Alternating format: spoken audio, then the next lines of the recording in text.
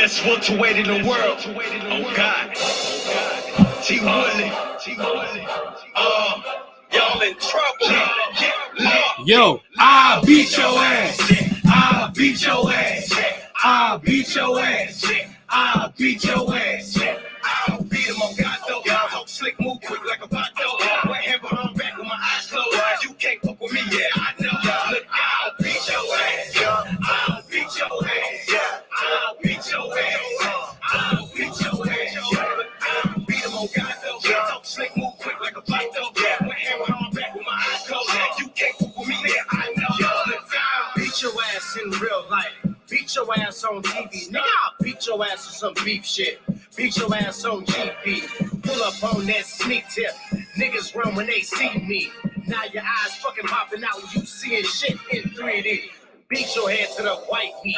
Knock out all your white teeth. One fruit punch on your shirt, but niggas thinking that I'm sweet. Paws loaded with concrete. Fingertips with night quill. Quick to put a nigga right to sleep if he looking like he might squeal. Hands on deck. H.O.D. When I'm in this octagon, I'm G.O.D. Get that ass beat live on TV. Nigga laying out flat, it won't be me. I'll beat your ass. I'll beat your ass. I'll beat your ass. I'll beat your ass. I'll beat him on God though. Talk slick, move quick like a pot though. Went hand behind back with my eyes closed. You can't fuck with me, yeah, I know. Look, I'll beat your ass. I'll beat your ass. I'll beat your ass. I'll beat your ass. Look, I'll beat him on God though. Talk slick, move quick like a pot though. Went hand behind back with my eyes closed. You can't fuck with me, yeah, I know. Look, I'll beat your ass. I'll hit that gas. I'll roll up the joint if the cushion enough and the bag ain't last. I was raised up on the block where them niggas think fast. I'll take a nigga out like a nigga do that trash. Watch a nigga move right past. Oh, I'm more lit. Big ups to Taiwan Woodley, Wiz Khalifa for that opening song. Now you are live when you hear that familiar sound of my voice. It's going down. You're on the hottest, most controversial podcast on the air right now. We kick the shit. We know how to kick it. We not all this SJW cucky stuff that people really like to do. Front they move just to stay relevant. We keep it 100. BX Connection be joining me in just a bit. It'll be hilarious to have Brandon P. Hard to Trick on here. Last time we were on here a couple days ago, a week or so ago, we did a hybrid episode. We did the political show, which we call it Mansplaining Podcast with an apostrophe, not ING, but mansplaining with an apostrophe. Put our own spin on things. We did that and Russell. It was very well received. Hilarious, entertaining episode. So we'd like to bring more hybrid episodes going forward. Quite a bit to discuss here in the wrestling news world, or I wouldn't be doing it. Y'all know me. I'm kind of a when some shit's happening type podcaster. I don't get on here. I don't have a strict schedule like I used to. It's just a matter of when something needs to happen. I'm more into gaming these days. I'm having a lot of fun with the new Need for Speed, which I am proud it takes place in my hometown of Chicago. And it's challenging, though. It's tough. A lot of people that ain't ready for that smoke was pretty disappointed, but I'm having a good time with it. That Cyberpunk, can't wait for Evil West, the price to go down, then I'll play that. But we're having a lot of good time and a lot of good stuff. I'm investing. Good shit. You should always be working on something. If you're a boss, everybody say they want to leave their job, but don't do nothing to do it. So we always talk boss stuff on here. We keep it real. We push back against all this fake liberalism and all that type of stuff. Nothing against authentic, honest liberals, but it's not a lot of them around. You know what I mean? So we having a lot of fun with that shit. So, yeah, we're going to kick into gear. As you can see on the thumbnail, we got some interesting stuff to talk about. William Regal's in the thumbnail. Kevin Holland and Thompson Darren Thompson just had a fight. AJ Lee's on there. We're going to talk about stuff. And without further ado, probably the hottest man in Hollywood, other than his shitty, surprisingly shitty NBC series, Dwayne "The Rock" Johnson. We're going to talk some good stuff with him. Welcome to the show, air horns. To everybody, JoJo's probably getting flamed up. And get ready to get on here. I mean, flamed up as in getting this green screen and shit set up. Not green screen, but, background or whatever. So we'll get him on here in a bit. Had a lot of fun. It's supposed to be yesterday, but I was like, you know what? Let's do a Sunday night. And I like to do it a little earlier, but people be watching football to fucking now. So it's just, we like to get on here and get it, get in where we fit in, all that good shit. But it should be fun nonetheless. I just want to make sure I tag just about everybody who likes to be on the show, and then we're gonna get going here. I still think only slightly intoxicated has to be one of the most hilarious names I've ever heard. That's my big homie. He supports my work a lot. Was going back and forth with these idiots on Twitter. Some jackass. Let's start off with some humor. Let me open this up, and we're gonna have to bring this down for a minute because I'm sharing two graphics. This jackass on here was telling me that Hulk Hogan wasn't the biggest draw in wrestling, and I had to mute this stupid asshole because what he was saying was so ridiculous. I couldn't believe it. Let me find the stupid asshole's tweets if I can. He said Hulk Hogan wasn't a draw. And I was like, what? Did those things just come out of your mouth right now? Did he delete the tweet or something like that? Let's see. Because the responses was in my thing. Blah blah blah.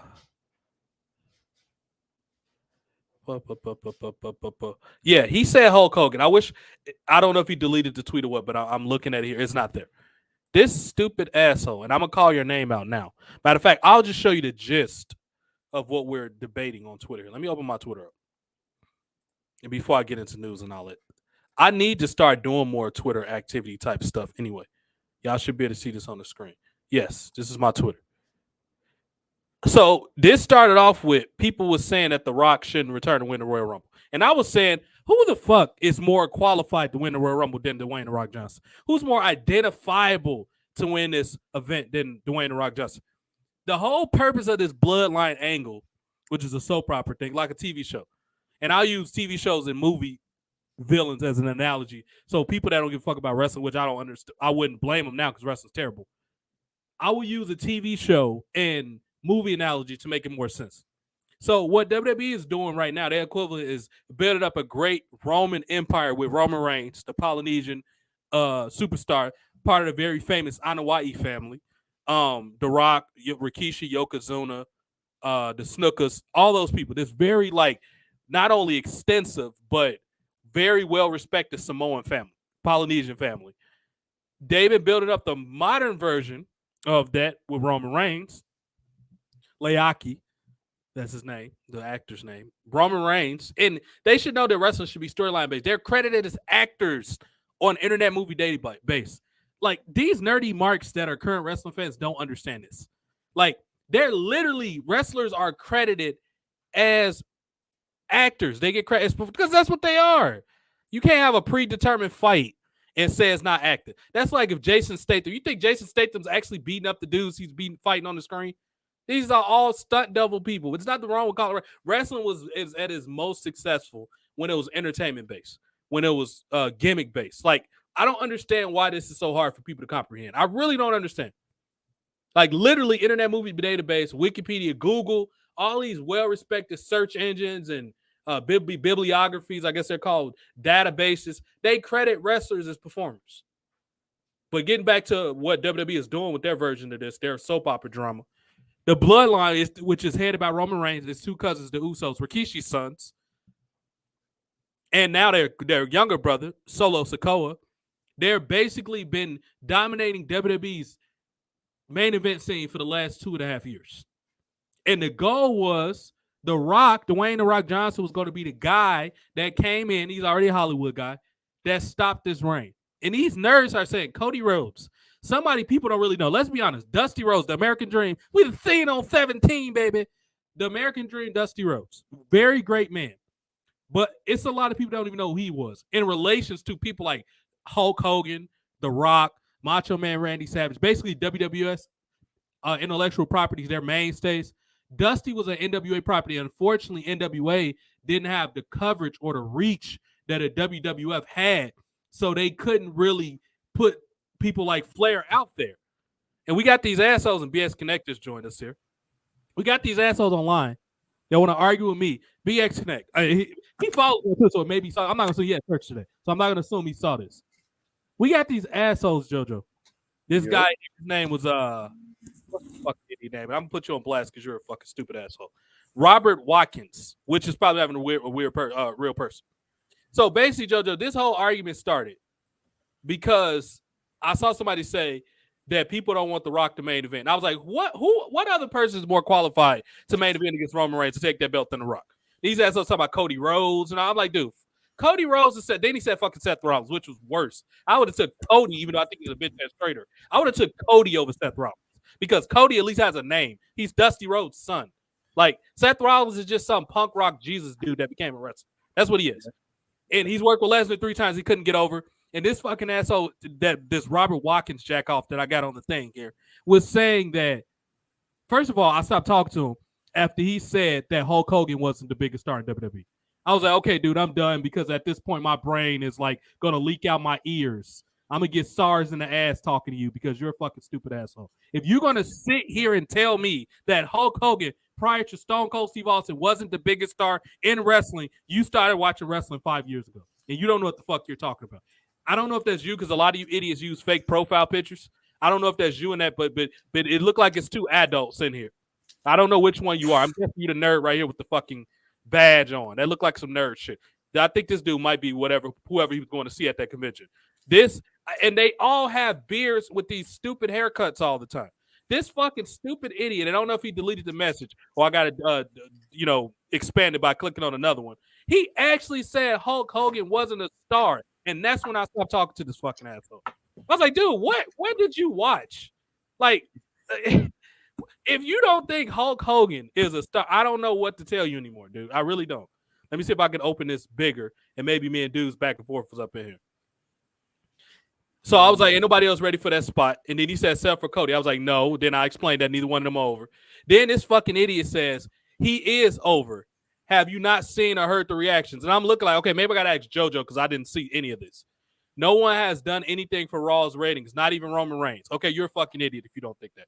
A bump for a part-time star and champ isn't a big upturn. Cody is over. Just listen to the reaction. And then that's when I told him, I said, I don't know where you grew up at or where you was raised, but being over means beyond the internet crowd talking about you. I know y'all grew up on Twitter and all this bullshit where you think because you only see your friends on Twitter talking about it, that's considered over. Do you fucking realize before Twitter was over, wrestlers had to travel from market to market, adjust on the fly, improvise, and get over with that particular crowd? They got shit thrown at them and shit like that before Twitter. That's what over really was. And beyond all of that, what over was is proof right now that 3 wrestlers from the same era, well, Rock is from a different era. The other 3, John Cena, Batista, and who am I missing? Oh, okay, 2. John Cena and Batista right now are major Hollywood stars. That's what over. How many movie offers have Seth Rollins been offered? You fucking stupid idiot. You've never seen Seth Rollins or Cody Rhodes get a movie offer. This is what these fans don't understand. They live in their lollipop world where just because it's hashtags and retweets with their direct community, they think this is over. So fuck you if you don't think The Rock should come back and win, and you clearly don't know shit about wrestling. But after he said that shit about Hulk Hogan, I was done talking to him. I literally couldn't believe it. Jojo, can you believe this man said Hulk Hogan wasn't the biggest star in wrestling? He literally said that. People are crazy, man. People are crazy. People are crazy. You know, even some of us we found Hulk Hogan to be a little dull. He got limited moves and stuff like that. Come on, man. We're not gonna talk about how the Hulk up wasn't epic. Right. This man, I'm a real American. Come on, man. Yes. The bandana. Come on, man. The leg drop. Everybody goes mad for the leg promos. Yeah. Everything that me and JoJo just said. It is no way. Bro, you look like you're probably me and JoJo's age. How do you not know? It is no way. You have to be. Then he got mainstream. This was starting to make me think this is a fake profile because he has mainstream, even though the profile was made in November 2019. He has mainstream people on the thing. He got Austin right here. Then you got Danielson. Okay, I wouldn't be surprised if he likes that. Then he's got the bloodline. This has to be a hack account to try to just say something crazy. Because it is no way you actually mean that. That Hulk Hogan, it's just like I like we had to open up this while we was waiting on JoJo. We had to so if you're a real person, dude, fuck you. You're an idiot. if you don't think like, come on, man. Like, I don't know what else to fucking say to you. But since we're on the Rock, BX Connect the Rock, it's a lot of talks that he's possibly come back to win a Royal Rumble. Of course, the nerds are upset, and the stupid ass dirt sheet dudes are upset. The fucking JD from he's not really a dirt sheet, he's just a YouTuber. JD from New York, and fucking Ryan Cuck Satin and all these jackasses. I think even Meltzer even said something crazy. I could be wrong. Sorry, Meltzer, if I misquote you, but you annoy me so much that I put you in the same bag with these jackoffs. This is what the talks is, and this needs to be the talks. Nobody else is ready. And even one of the girls, what's my friend here? Her name's because I don't know me. She's a sweet girl. She's from Texas. She just started following me recently, but she's a sweetheart. She loves Roman Reigns. She's always like making advances at Roman Reigns. What's her name? Because I just saw her and I think I DM'd her earlier. She's from Texas. Her name is X Normal XOXO Tribal Empire. That's what her name is. And she likes AEW and stuff too, but she even was saying that when I said wasn't nobody ready other than The Rock, she agreed with it. And that's when this other fucking asshole that I was talking about came to the conversation. She was like, well, I would say Cody or Seth. I'm like, no, neither one of them. Now, if this was like a payback pay-per-view or stomping grounds or some shit like that, okay, Roman Reigns working one of those jackasses. No harm, no foul. But WrestleMania, 2.5 years built up WrestleMania in the backyard of this famous Anawa effect. First of all, for these people that think they know everything, let's do a little bit of history for a second. Do you know the influence of Samoan people in California, specifically in the Bay Area?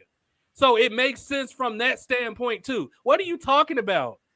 Do you not know in 2015 at WrestleMania, what was it, 32, 31? That it was about to be a riot when Lesnar beat Roman Reigns, even though Lesnar wasn't ready to beat Roman, or Roman Reigns wasn't ready to beat Lesnar yet.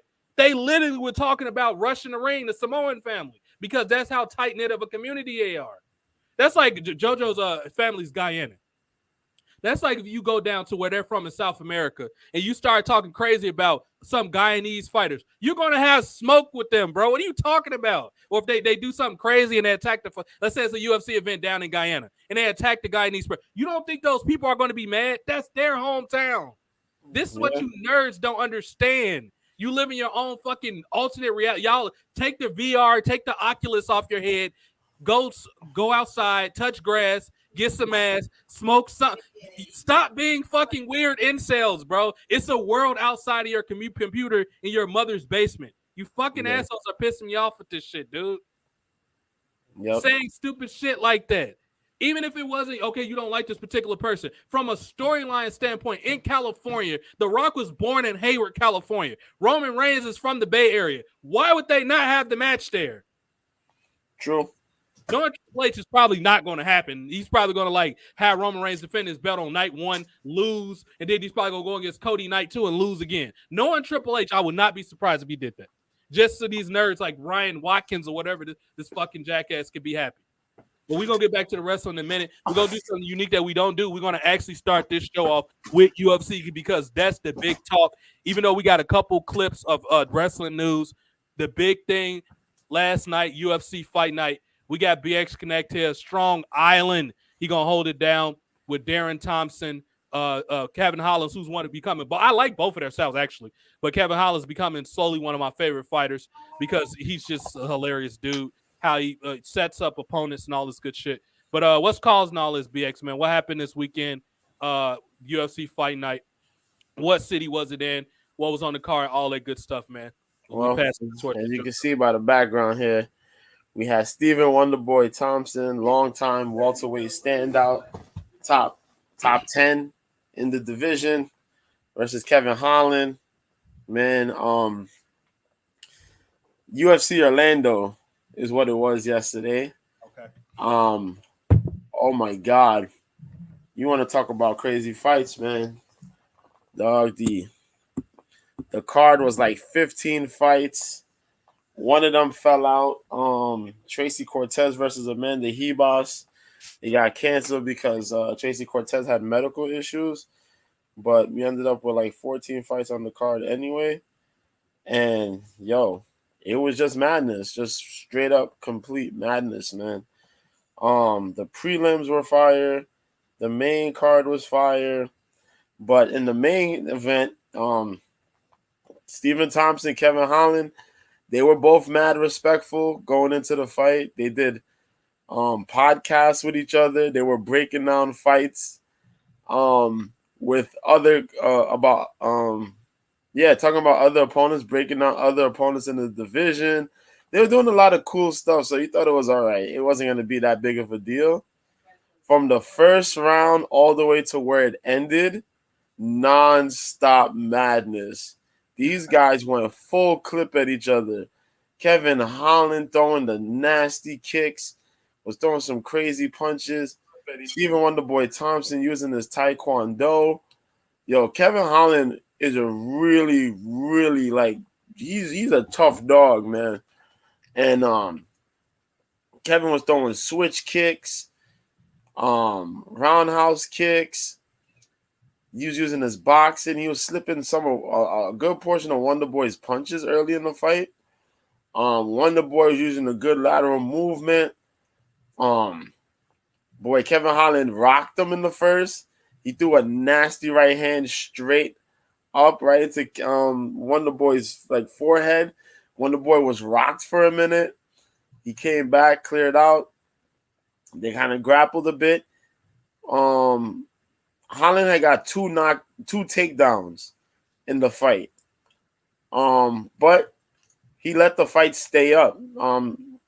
Keep it a stand-up fight instead of fighting Thompson on the ground. And I think that was a little bit of a problem. I think he kind of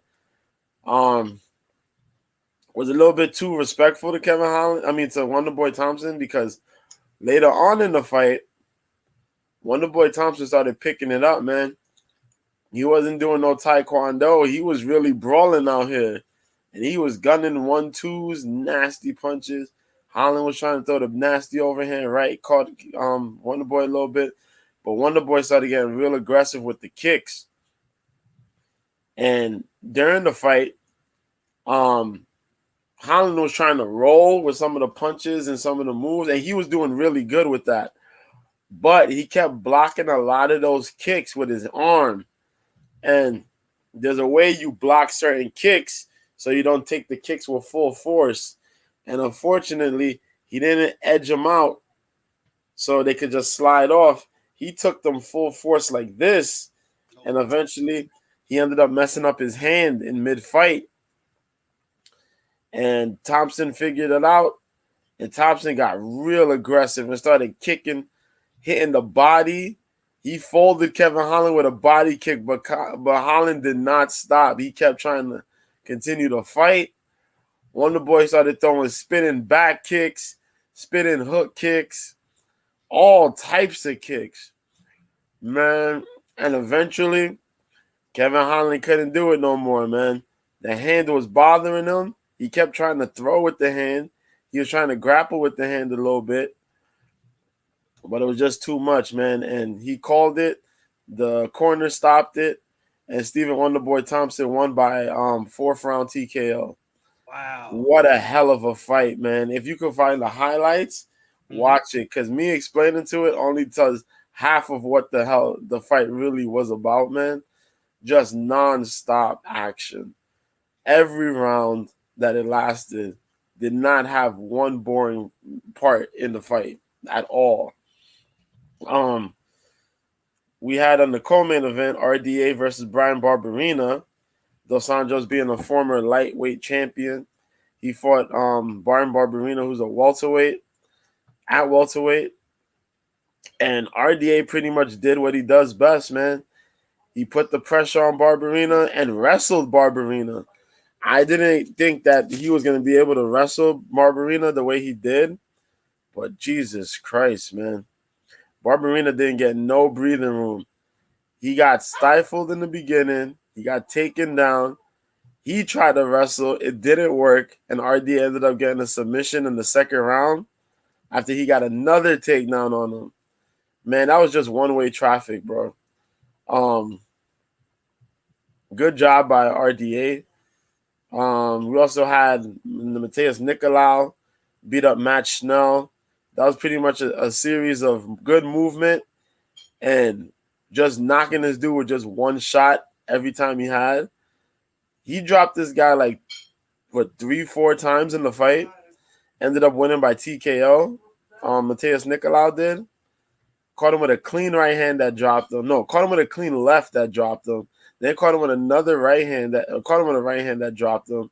Then he tried to charge at Nicolau, and Nicolau caught him with a like little sneaky right hand, I think it was, that dropped him, and then he finished him.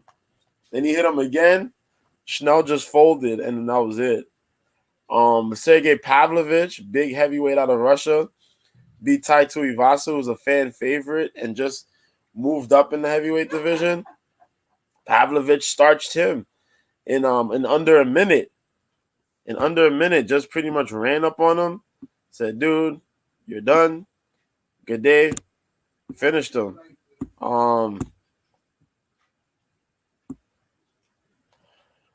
So that was pretty dope. What else happened? Roman DeLeeds fought Jack Hermanson, and that was crazy. It was a good fight, even. Yeah, pretty simple first round. Both these dudes were trying to strike each other.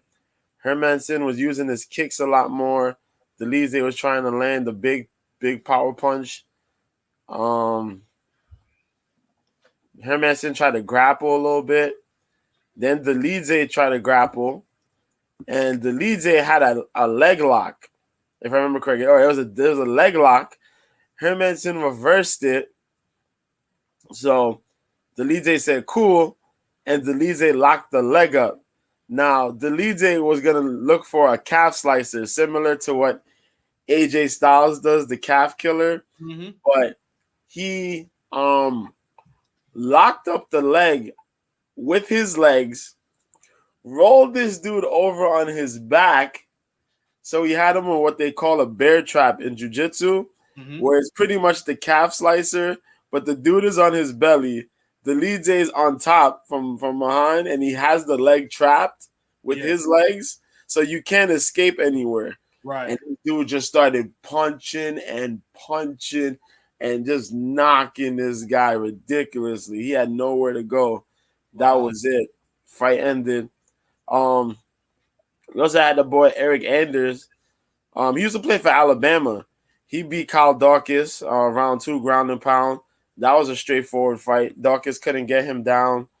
Dawkins is more of a jiu-jitsu guy. There was a big power difference between Anders and Dawkins. Dawkins couldn't do anything. Dawkins got beat up. That was it. Straightforward. Angela Overkill Hill. She fought Emily Ducote, beat Emily Ducote by decision. That was a one-way ass whooping. Like, Angela Hill was on one. She beat this girl with like over I think she hit her with like over 200 punches, 200 strikes. Wow. Within a 3-round period, she landed over 200 strikes. So she's hitting her with barrages, like bombing on her, bro. Like that's it was just ugly. It was like she got the strikes in the first round, then just the second round she just OD'd. Wow. She landed like 60 plus strikes in the second round, and then the third round was just way over 40. So it was like, Jesus Christ. Right. It was insane. It's insane how much strikes she threw and landed. Wow. But she beat that girl up. The OG Clay Guida, he fought Scott Holtzman. It was Holtzman's retirement fight.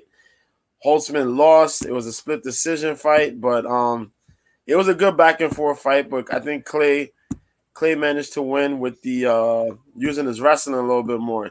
He did better with the wrestling, so respect to Clay on that. And Holtzman retired. But it sucks, though, because they didn't even show when Holtzman announced his retirement. Yeah. They just cut that shit to commercial, which was bullshit. Right. Michael Johnson, the OG Michael Johnson that was on Tough on Team GSP. Yep. He won a fight, man. He's been rocky. He's been kind of rocky up and down the division. He beat Mark Jacasey. Jacasey had a horrible ass fight. Jacasey was trying to pull out like fucking Tekken moves and shit in mid fight, and Michael Johnson was not having none of that shit. He was like, yeah, all right, fuck you. And defended all that shit. Was staring at him like, what the fuck are you doing? And then when they announced who won, JKC was celebrating like as if he won. No, you fucking idiot. You lost. We all seen you lose. You know you lost. What the hell? Even I'm looking at it and I picked him to win. And I'm like, yeah, you lost, bro. You lost. Michael Johnson, he's there like this. There's a meme out there. It's hilarious. Fucking idiot, bro. Yeah. So big props to Michael Johnson. Jonathan Pierce fought Darren Elkins. That was a good fight until Jonathan Pierce pretty much both of these guys have the same fighting style where their striking is not all that crazy, but they do a lot of wrestling. Yeah. And Pierce was the younger guy. He kind of got up on Elkins. He did a lot more striking. He managed to get on Elkins with the wrestling scramble and put a lot of ground and pound. He busted up Elkins' face bad. I think like in the second, third round, he gave him like a crazy cut. And this dude was just leaking.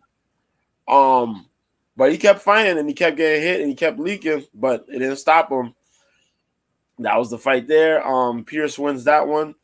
Natan Levy fought Genaro Valdez. That was a pretty dope fight. Valdez was getting beat up, but that dude did not stop. And I don't know what the hell's wrong with Natan Levy, but Levy's such a weird dude. He fought very technical. Yo, he threw a super kick. I kid you not. He threw a super kick. No. There's a highlight out there on Twitter.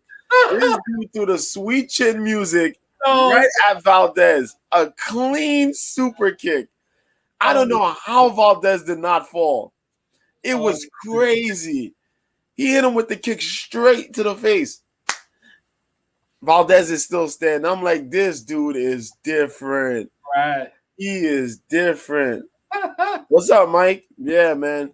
And Levy was about to lose that fight too, but he managed to wrestle. He used his wrestling. He fought a lot smarter, but I hate all his fights because he makes the fights so difficult for himself. But he won against Valdez. Valdez is a tough dude, man. Mad respect to him. Wow.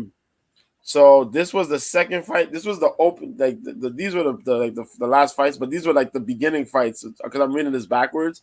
So Francis Marshall came in, had a debut on the card yesterday, and he fought this veteran by the name of Marcelo Rojo.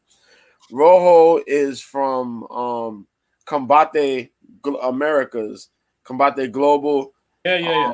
He fought, the company is owned by Campbell McLaren, who's behind, who was one of the forefathers of the original UFC. Mm-hmm. This dude was fighting, nasty guy. He's a nasty, aggressive fighter. Right. Comes into this fight,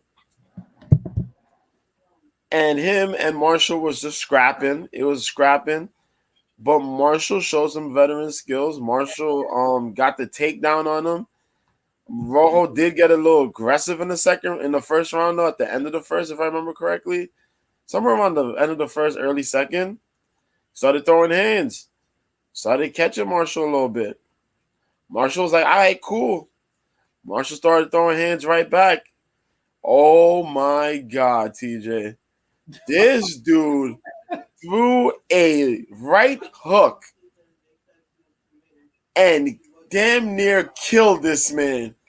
Yo, the way this dude fell was insane. He caught him. Boom! Rojo said, "Ooh." I'm like, yo, they're going to cut Rojo. Rojo's gone. This dude, the dude he fought was only 6-0. Rojo has a record of 16-8. That's 24 pro fights. Francis Marshall was only 6-0. And you knocked this dude out in your UFC debut. Jesus Christ. And the opening fight was a girl who made her debut a few fights ago, Yasmin Waregi out of Mexico. She fought Estela Nunes out of Brazil. Estella had to get a needed win here. She needed a win. And those girls opened the card. They took off, man. Those girls were just throwing hands. The first round was insane. Nunes dropped Waregi. I think it was a right hand. Dropped her. Waregi got back up. They're continuing to scrap and grapple. Waregi started flexing. She was like, yo, oh shit. Then she got a little aggressive in the end of the first round. She started landing her shots, putting her combinations together real good. The second round opens up. This girl came off full clip and just started throwing and landed on Nunes. Now Nunes is trying to pick up. And everybody that knows Nunes got a good first round, but she starts gassing bad in like the second and third rounds. Waregi never let up the pressure. Eventually knocked her down again. And then just was beating her up to the point where Nunes had a swollen left eye. Her eye was practically closed. And she had like a hematoma on her head. Oh, God.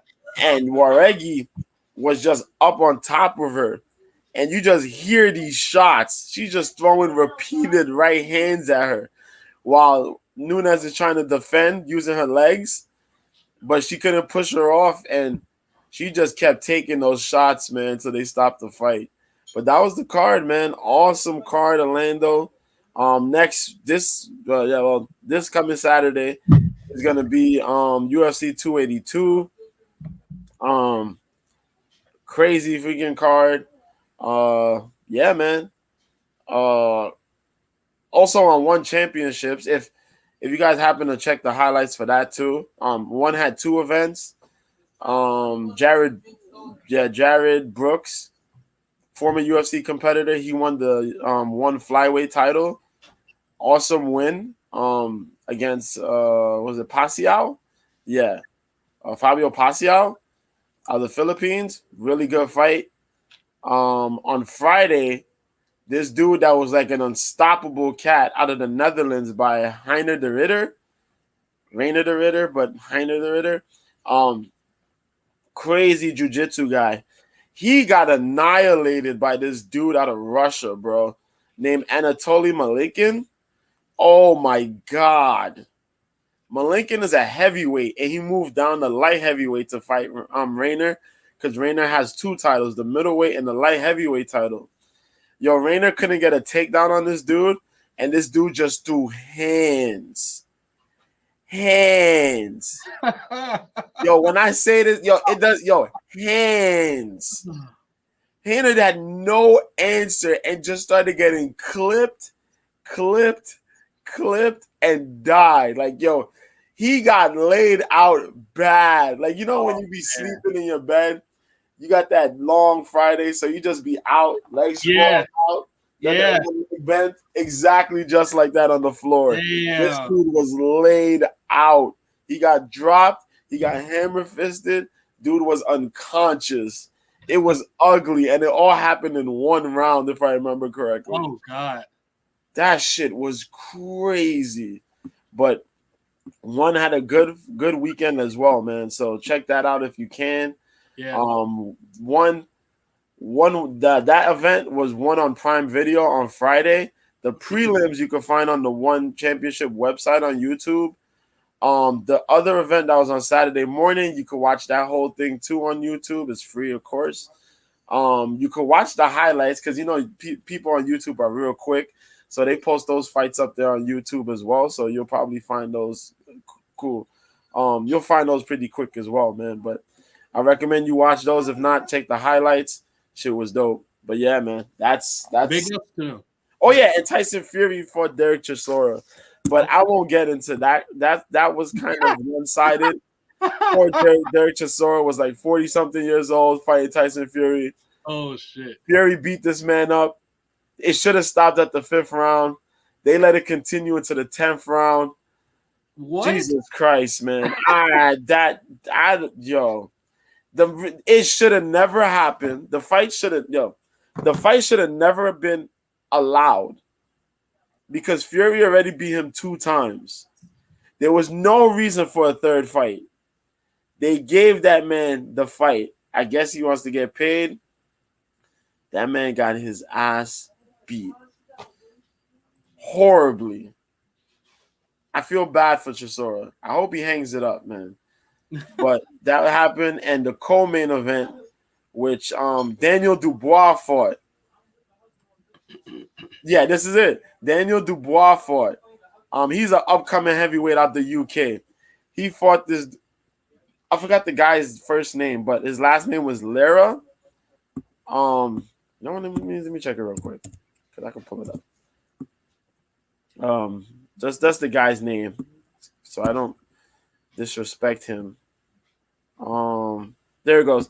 Kevin Lorena. There you go. It was Kevin Lorena versus Daniel Dubois, and it was Dubois' first title defense. And yo, I got home because I had to go to. I went to the store. I came back home just in time. And the first round, Dubois gets dropped 3 times in the fight. Jesus. I'm like, yo, what type of craziness is this? This dude got dropped 3 times. I'm like, whoa, this is crazy. Second round comes. He clears his head. He's looking for his shots. He's looking to set up the right hand. Boom, lands a straight right hand. Drops Lorena. Lorena gets back up.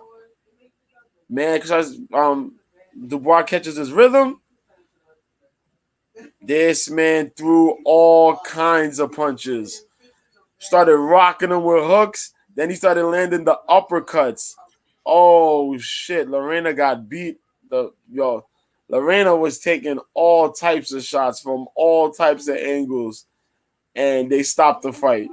He dropped, but they stopped the fight. I think they should have let him go because it was the end of the second round. Like, they stopped the fight right at the bell of the second round. I think they should have let him go. They should have let him get up, see if he could beat the 10 count, and then go to his corner because they did the same thing for Dubois at the end of the first round. They should have let him do that, but it is what it is, and that was that. So that's all that happened this weekend. Yep. Nice. Chocolatito Gonzalez had an epic fight with this boy Estrada. Estrada won by majority decision. Crazy fight within the lighter weight classes. Yeah. It sounds like it was a great weekend all around. So y'all check that out. Mr. B 1986 on Twitter. He's always got the latest. And plus, Big Brother Cope's Corner, Mike Copenhaver hanging out with us. Him and JoJo got their thing. I'm out plugging out while Mike's here. Every Friday, not just fights, expert predictions from both of them as always, but also an opportunity to make money. Mike's an expert with the money. So make sure y'all go follow him. He's on Twitter and YouTube, Cope's Corner. I mean, he's got a unique name. Like, it ain't too many people with his name. So if you type in on Twitter, you're going to find him either way. JoJo, Mr. B 1986. B is his last name, Boating. So you'll see him, Mr. B 1986. Y'all can catch me. Y'all know TJ the Prodigy is always pissing people off and correcting people that think they're smarter than me. Y'all got to stop thinking because I have an afro and I got braids. I know that's what y'all think. What does this black dude know? First of all, if you know anything about black people, we are smart. So I don't stop thinking I don't know what the fuck I'm talking about, especially within wrestling and in law and politics. I've studied all those things my whole life. So stop talking to me like I'm stupid. I've been a public safety officer for years. Stop talking to me like I don't know shit. So it's just like these people are hilarious to me. But there's shit going on. Mike Copenhagen, JoJo got that show every Friday. Win you some money. Got you some bets. Mr. B 1986 on Twitter. Cope's Corner on Twitter. All that good stuff. Y'all can hate me all I want, but I bring people together. I do the good shit. We tell the truth. We have a good time. And speaking of bringing people together, let's talk about how Tony Khan is probably feeling stupid right now. Not only is his show Rampage, which had 411,000 views last week, stop talking to me about ratings being good in AEW whooping WWE when Vince McMahon, we talking about the game. The game ain't Triple H. The game is Vince at his ripe age of 77. He's the fucking game because he gets the United Arab Emirates to give him $350 million a show. Where, meanwhile, Triple H is losing WWE money. Every single minute, he's losing the money, doing dumb shit, bringing people back that he don't have no plan for him. Now, it's nothing personal towards the individuals and the performance because I'm sure they're doing as great as a job as they can. However, when you got a smart asshole with a big nose like Triple H that think he's the game, that's making these decisions and you don't have no plan for him, that's his problem. He's the manager. So you got to have plans for these people. I'm hearing you want to bring Eric Young back. Eric Young, if you was smart, you would go to NWA or stay at Impact and be an ambassador or something over there. Try to get a job with Anthem. Don't go back to WWE. You ain't going to do nothing but get injured probably. That's it. Now, let's say going to put Sanity back. Don't even bother going back. There's no point. He's barely using the people right that got the dark characters now. Bray Wyatt's being used like shit. Cross is not being used to his full potential. What are they going to do with another dark group? They can't even get the 2 other current acts that's dark characters right. So if I love Eric Young. He's a great guy. I always have. But if I was him, I wouldn't go back to WWE. They can't even get the shit good. They can't even get Nikki Cross. They can't even get Nikki Cross's outfit right. She's supposed to be back to the Twisted Sister crazy character, but she still got the goofy-ass leotard on. How the fuck is she supposed to be this character and she got the butterfly outfit on? Why can't y'all get anything right? I was watching the cage match that they had, War Games, and as Will Regal say, War Games. I'm watching this shit. And we're going to get to Regal in a minute. It's the reason he's in the thumbnail. We're going to talk about William Regal. I'll start to talk about him, but I had to think about this and what was pissing me off. They got, and I forgot to talk about it on the last show, they got fucking Nikki Cross coming out with the fucking leotard over her other crazy girl clothes. She got the jacket and all that shit. Then you got her coming out the leotard. What sense does that make? Why can't she just go back to the fucking jeans or the leather pants and the jacket? Why does she have to have the hybrid character? I'm so afraid for Lacey Evans, even though I love Lacey. She's great. I love everything about her. I'm so afraid that they're not going to use her character properly. The new thing with the drill, they ran the vignette this past week. Yeah, they did the repackaging again. Oh my god! I don't know what they're doing with Lacey. What are they doing with Lacey? Don't get me wrong, it looks fine, and I trust her because she's talented. Yeah. I don't trust them. Is the people I don't trust with the writing. They can't even do shit. They got Bray Wyatt coming out to fucking John Coltrane in the background while he's cutting spooky promos. What is wrong with y'all? Lapdog and Shawn Michaels, get this shit together, bro. It's not that fucking hard. Yeah. I don't understand why they can't get it right. But getting back to something that William Regal, big ups to War Games, William Regal, he's smarting up and got out of that shit fest known as AEW, getting 411,000 views on that secondary show. That's like if SmackDown drops down to NXT numbers. How do Fox justify still having SmackDown in this primetime TV slot that they could have put fucking, I don't know, Shark Tank or something on? When you got AEW being beat by Dr. Pimple Popper and fucking nerds playing World of Warcraft, is something wrong in your office somewhere? Am I wrong, Joe? They losing to fucking nerds, League of Legends games, and fucking Dr. Pimple Popper. This really irritates me because I'm a very financially tuned and astute person. This pisses me off when people waste money. Yeah. It's just like, dude, like, what are y'all doing?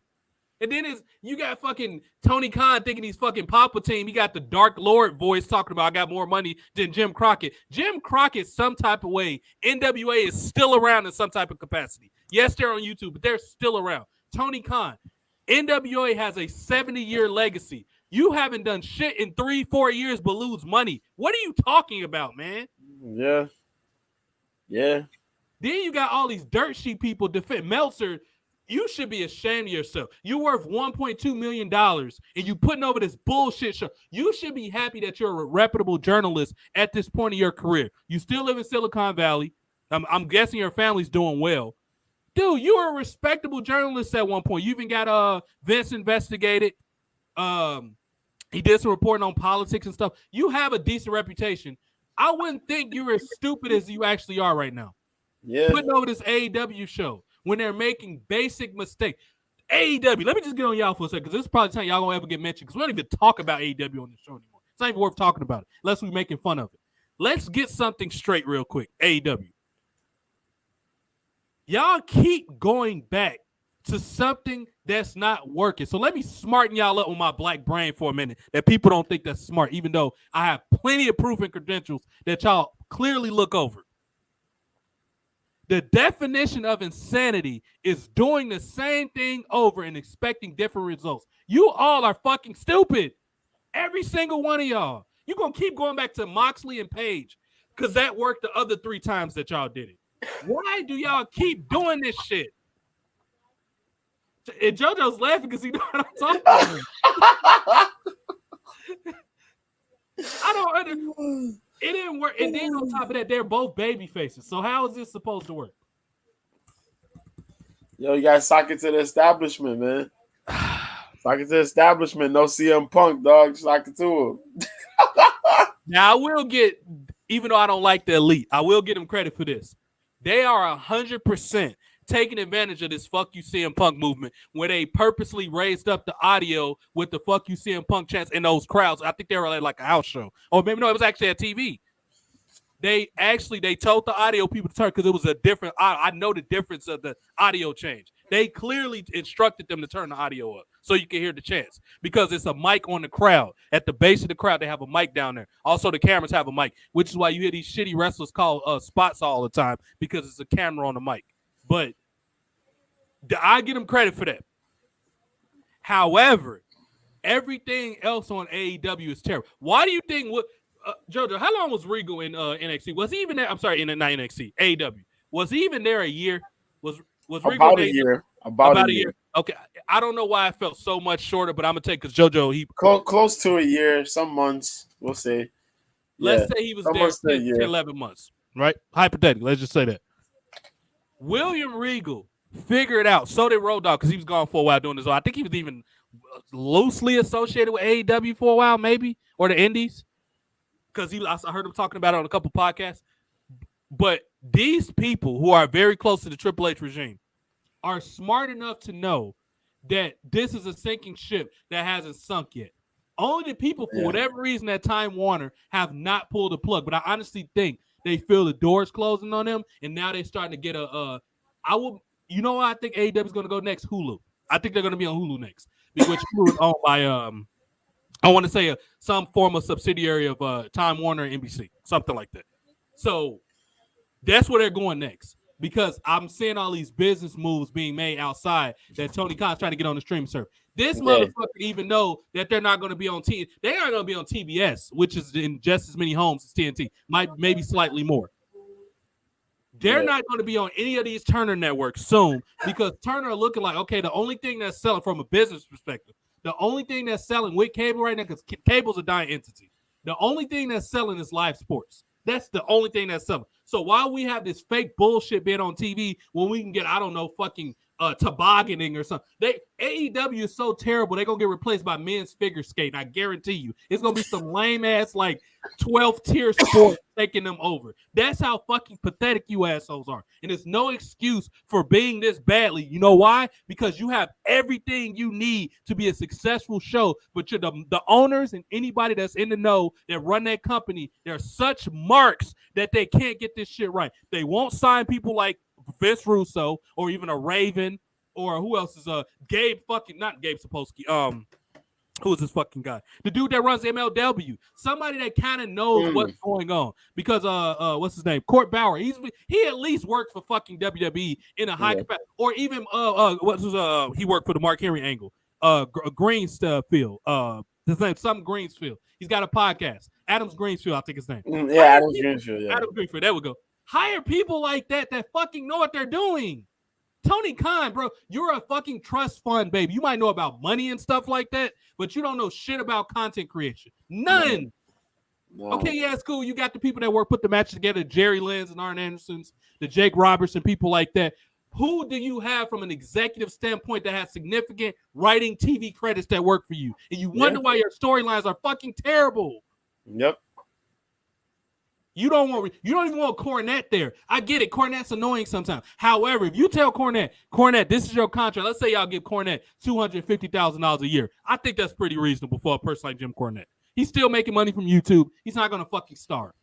Let's say you give Cornette $250,000 a year, right? And say Cornette, but you give him specific guidelines. If you step past these bounds, we're firing you right away. I'm pretty sure Cornette's smart enough to be respectable in that manner. Yeah, he worked for NWA for a while until fucking Dave Lagana bitched him out, but and it made him the scapegoat when you could have edited that shit out. The NWA is a post-production show, bro. You're being a bitch. You could have edited the shit out. It's not a live show, but give Cornette something because Cornette is an antagonistic enough where that's like me. I'm like a normal version of Cornette. And what I mean by that is I piss off these nerds because I know what I'm talking about, and they don't want to admit it. That's the same thing with Cornette. You can use Cornette for storylines. You got at least 2 years worth of material to put Cornette against the Elite. How the fuck hard is this? Put Cornette with the fucking FTR and have them go against the Elite for a year. You will make money. Yeah. Why is this so hard? I literally don't understand why they're such in their own way with AEW. They can't get it right. You got fucking Sting, Chris Jericho, Miro, who worked main event against John Cena. You got these Christian and experienced veteran in the company, and you can't get this. You have everything you need to get this correct, and you don't because you're in your own fucking way. That's what the problem is. Yeah. I don't understand why y'all think y'all best option is fucking John Moxley against Adam Page. Yes, I get Moxley was in WWE, but he wasn't really doing shit after that one brief run he had with the title. And thank God AJ Styles worked with him. Somebody actually kind of that has some energy to their performance. Because Moxley, why do you think Stone Cold made you look like a bitch on that podcast? This is the same guy, Stone Cold Steve Austin. Not only did he take the wrestling industry, not just one company, the wrestling industry, superlative in general, he carried it on his fucking back along with The Rock. Yep. When he talks, you listen. This man is still getting fucking paid from spraying Vince with the beer. That was fucking 25 years ago. How much money are y'all making? Yeah. Him and The Rock put that company on, and I got to give Triple H a little credit. He was the top heel at the time. These people should know what's going on. Road Dogg, how the fuck were you the third highest merch seller and you can't do shit now? This makes no sense to me. Did your brain all of a sudden stop working when you got a gray beard? What the fuck happened to you? It is no excuse for this shit, dude. Motherfuckers get comfortable in their positions. That's what it is, man. JoJo just hit the nail right on the head with what he just said. They get comfortable in their position. That's exact. He's basically the Daniel Cormier where he just got fat and just, I don't know, he just chilling. He living now. I like DC, but like that man was looking like a dad at Extreme Rules. I actually like respect DC. Other than that Popeye's chicken commercial. But I like it infuriates me some, but that's finally get to my point. Yeah. Calm down. William Regal smartened up and left this shitty federation. And they tried to bury him on the way out. Didn't they have somebody beat him up or something? Who beat up Regal before? MJF did. MJF betrayed him. Yep. Knocked him out. Yeah, they played on his medical history, you know. Yeah. He had the situations beforehand. Yeah, the drinking or whatever. Yeah. Yeah, the drinking, and he had the head issue. Yeah. Shit. So yeah, MJF knocked him out with the ring? Yeah, knocked him out with the ring. With the brass knucks, if I remember correctly. Yeah. Mm-hmm. And so he got medically he got carted out through the ambulance with the ambulance and whatnot. And so that's it. Okay. So according to what's going on, Regal's contract, Regal was there for a year.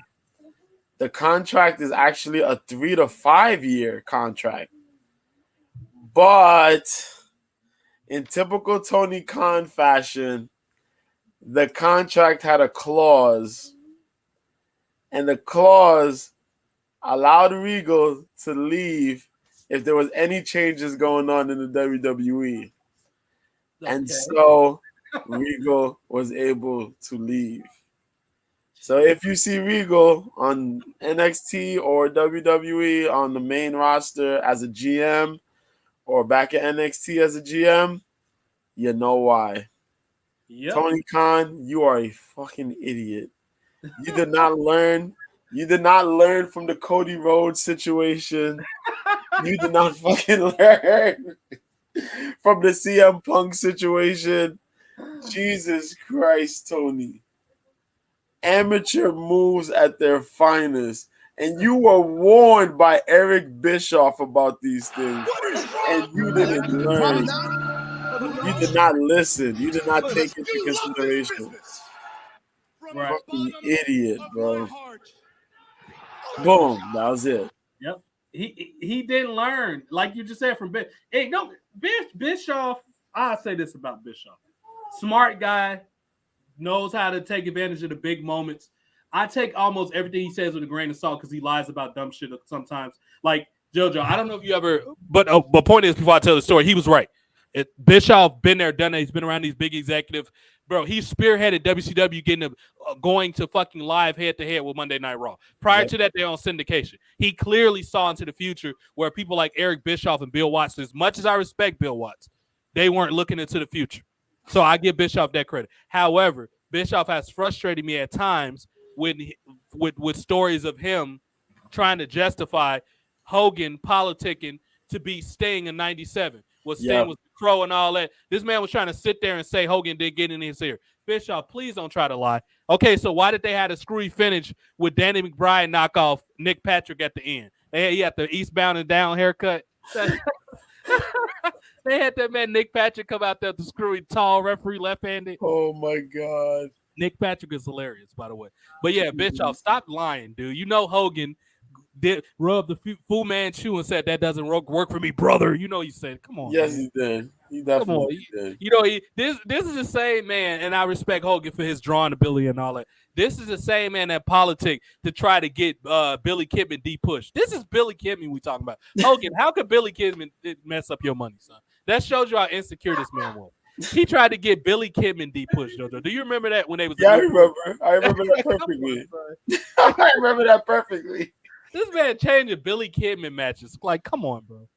But yeah, that's what's going on. Big ups to Regal. He's getting his money. He realized that he made a mistake. I'm willing to accept the man that know he's made a mistake, and he left. Triple H was his boy, and I'm sure Triple H did some Jedi mind trick. He called him on the low, like, let's see how you can get out your contract. They sent all Triple H and his Hasidic Jew lawyers over there and got him out of his contract. At the end of the day, you can say whatever you want about WWE, but they're more smart business people because they got more experience. Yep. They've been around longer. They know Tony Khan's a mark. All they got to do is release a flip-flop midget, let them sign him. But Triple H is going to get the bigger deal. He's going to get the beloved locker room trainer, William Regal, because William Regal is loved by a lot of those people backstage. Yeah. He got William Regal. All I say about this Regal, please, when you go back, please stop giving people these stupid names. Please. Stop naming people Biff Busick and all this bullshit. Please stop it. Let's move on to another thing, son, JoJo. Saraya's hurt, man. She's got I forget what kind of injury, but Saraya's hurt. Rest up. I love Paige. I love her so much. I love Saraya. I've gotten close to Saraya a lot more on Twitch. I've talked to her quite a few. Her and Barbie Hayden. Those are my girls on Twitch. Ripley's okay sometimes. Yeah, big ups to Saraya. Rest up well. I honestly think a lot of people was jealous of her when she came over there. I honestly think a lot of these work rate girls, I hate to call out Athena, but working with girls like that, Paige gonna get hurt. If you don't know, go back and look how she roughed up that enhancement girl. And I like Athena, but she needs to chill. I like her a lot. She's a very precise wrestler. I've said good things about her, but she got to chill out sometimes. So Saraya, rest up. What y'all got to understand is, and I honestly don't think people that work for AEW are intelligent enough to capitalize off something like this. But what they got to understand is people like Paige or Saraya she can be useful outside of wrestling. She knows how to talk. She could be a manager. Like, it's ways to use her. She's gorgeous. Like, you have to put her on TV. Like, it's ways to. And Paige, please stop getting surgery. You don't realize you're gorgeous the way you are. Please stop. You're gonna make yourself look like Michael Jackson. Please stop. Oh my God. Like, Paige, you look do you not know that you're hot? Like, please stop doing stuff to yourself. Right. So that's going on with that. Let's continue with the women's wrestling. As you can see in the center right there on the thumbnail, JoJo, a match that must happen, even if it's a tag team match. Triple Nose and She-Bitch, a.k.a. Triple H and Stephanie, need to go against CM Punk and AJ Lee. That match has to happen at some point. Oh, what's up, Marissa? Marissa, what's up? Yeah, I seen the tweet that you put up there. AJ Lee and CM Punk. CM Punk and Lee versus Triple H and stuff. It has to happen. Yeah, I'm actually with you on that one. I'm with you on that one 100%. Mm-hmm. It actually has a long-term storyline. There's already a long-term storyline with that. Everybody knows it. And, if they could work on it, bro, that's money. That's money. Oh, it's your birthday? Oh, yeah, it is your birthday, Riz. Happy birthday. It's tomorrow, isn't it? Isn't it on the 5th? I thought your birthday. Oh, she an hour ahead. She's out there with you, JoJo. She's in the Oh, southeast, right? Happy birthday, Marissa. hey. I'm in the Midwest, so it's still 11 here. Right. Yeah. Happy birthday, kid. Yeah. Happy birthday. Yeah. Yeah. Eat some cake. I'm about to check about her snap. I know she's doing her thing on the snap. Happy birthday, Marissa. All right. JoJo just had one last week. Yep. But Brian's was on the first. Brian's was 3 days ago. Yep. So yeah, this match has to happen. The story was there. JoJo, I went back and watched old clips of Stephanie and AJ Lee. Matter of fact, that's what the picture is from right there. When AJ was basically telling her, maybe I should marry somebody in the business, which is ironic because she married Punk like a year later. But they were talking about that. You could tell that it was beef between them because it seemed like Stephanie improvised during this segment and cut AJ off. It was basically, I could fire you. I think that was improvised. And they cued Caitlin's music. That was probably Vince from the gorilla position. Like, yeah, Stephanie's getting emasculated. Get out there. Because before she left, AJ was still in the ring with the belt. And her and Caitlyn, that set up her. Caitlyn was going to come out eventually, but I think they cued it earlier because Stephanie or somebody got salty. So when Caitlyn music got cued, when Stephanie came back up the ramp to go back through the curtain, she walked up to Caitlyn and said, if you ever cut me off again, I think that was a shoot because I've been around long enough and I know how this shit works. I honestly think that Stephanie cut her off in the ring, and you can look at AJ's facial expression. She wasn't done saying what she wanted to say. So that right there, and then not only that, WWE has always been about numerology. Think about it. This was 10 years ago. What year is coming up? 2023. When did AJ Lee have our last run? 2013. It only makes sense. This has to happen. And I'm not saying it has to be that Mania, even though this will be. Think about WrestleMania with this card. This will probably be the greatest WrestleMania in the last 5 to 7 years. The Rock on top against Reigns. I don't care if it's for both belts. It could be for one. Let's say this. I would say this. If Roman Reigns make it to WrestleMania with both belts, his competitors should be on night 2 against The Rock for the red belt, the Raw belt, and on night 1 he should go against Karrion Kross. I will have him lose both belts because they give him time to rest and go home and deal with this leukemia thing. I have Kross beat him on Saturday and had The Rock beat him on Sunday. Obviously, we jumping ahead, but that's what they need to go. It should be him, and he should go against the Kross and Rock. I don't think nobody else makes sense. The Rock and Kross. That's it. So you can have Rock and Roman and Kross, main event, the pay-per-view. Then you got AJ, Cena. Sorry, not Cena. AJ and Punk versus Triple H and Stephanie. And then you got like an Austin Theory like retiring probably either John Cena or Randy Orton. Yeah. And then for the girls, you got who's a hot girl? Mandy needs to unify to one of them belts. I have Mandy probably work against who's the Raw Women's Champion? Bianca. Okay, I'll probably have Mandy work against Bianca. You got Power versus Power, so that's the headline right there. And I'm trying to think, it's like a gimmick match. I was thinking like somebody that needs to come out. So we said Austin. No, Riddle actually needs to work with Randy Orton. They got unfinished business, but Orton probably gonna be out for his back's fucked up. So Orton's probably gonna be gone past WrestleMania. Didn't he just have surgery recently? Yep. Yeah, he's probably gonna be gone for a while. So we might have to push Orton Riddle to SummerSlam because you know who else got the same surgery too? Sorry to cut you off. No, it's all good. Who? Bobby Roode. Yeah, you're right about that. Rude. Yeah, you're right. I heard about that over the weekend. I was like, what? And I tweeted Bobby because I met him at a show in Chicago once. He's a great guy too. Absolutely great guy. Him and Natalia. But I tweeted him like rest up because I don't think he's had the run that he should have had in WWE, but he's such a pro. He does whatever he asks. And to be fair, him and Ziggler got shitted. This will be right now with the way the tag team does right now. Ziggler and Rude should have one of them belts that the Usos got. Can you imagine a program between the Usos and the Dirty Dogs? Think about how good of a feud that'd be. From all 4 of them can talk pretty well on the mic. Even Dolph. Dolph, I would say, was probably one of the more weaker ones on the mic as far as like he just hasn't been good as what's up, Victor? My big homie Victor's here. Just imagine how good of a feud that'd be. So you got Alpha Academy, you got the Street Profits, the Usos, you got the Dirty Dogs. That's your 4 core teams right there. Now then you got under there, you got Los Lotharios. You got actually most of the developing teams are in NXT right now. You got Malik's Blade team. You got the Brokeback Mountain dudes. You got Pretty Deadly. You got some teams on NXT. Most of the good established teams are NXT. And I don't know why. If Triple H, one of the biggest gripes I currently have with Triple H, how the fuck do you not make a call unless they just don't want to come to WWE? But at that point, you need to put your salesman's hat on. How is the Briscoes have not worked in WWE? That makes no sense to me. Now, I think they was contacted and they said no, but at this point, Triple H, you need to be trying to convince the Briscoes to come. If not them, the Gorillas of Destiny. You need to get them. Those are two of the best tag teams that's never had a run in WWE. That sounds absurd to me. Can you imagine the Gorillas of Destiny against the Usos, the Tongaloans against the Samoans for fight for Polynesian control? That could be another bloodline storyline. That's where you could culminate that storyline. Survivor Series next year. Duh. Survivor Series is about teams. Or you can have the whole Bullet Club, the whole Gorillas of Destiny Bullet Club against the bloodline. You talking about money? Come on, dude. And you could build up who the Gorillas of Destiny were, how they dominated the Indies, and why they need to come to WWE and take the next step. Why do I have to think for y'all? Yeah, all man. these stupid assholes try to tell me I don't know what I'm talking about. And you can imagine Rikishi face to face with Meng. What? Exactly. Right. Come on, right? When they was just a tag team, 20 years ago or something?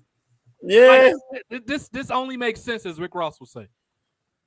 I like Randy Orton, Bobby Roode, and Jinder Mahal. Yes, it was good in 2018. Call me back. And you know what I missed from back then? Do you remember on SmackDown when the superstars would talk about each other and cut the promo on the phone and they had the words popping up on the screen? I missed that shit. That was a good run on SmackDown. JoJo, that's back when R-Truth was fucking with Maurice talking about, you the other Carmella. Yeah. He was saying that something about, oh yeah, I thought you was talking about my cousin Maurice from Detroit. That man R-Truth is speaking of another injury, heal up soon. Truth, he got injured on NXT about a month or so ago. Yeah, heal up, Truth, man. Word up, man. Word up. That's good, Victor, man. He making them big bangs, getting them good grades in college. That's good, buddy. Word good up. Good luck with that, man. So yeah, we got to get AJ, Stephanie some point down the line coming up. We'll say The Rock for the very end of the wrestling discussion. JoJo, any news you heard about or anything that stood out on SmackDown or Rampage yesterday? You can start with Rampage because it's a short hour. Then you can go into SmackDown. Anything noteworthy that came out on that shitty Rampage that probably got 400,000? No. Nothing. No. Rampage did get like probably 400-something thousand. Man, Rampage. Let's see what happened on Rampage. Darby Allin wrestled that kid Cole Carter. That was at an NXT. Yeah. He won his match. Athena had a match with Enhancement Girl. I guess they're playing on that whole thing with her being aggressive. Yeah. So they're playing on to that. She's a heel now. I think we mentioned that before. So she's been doing that. She also had a little while back. She had a situation, but they kind of played on that too, where because she was being so stiff.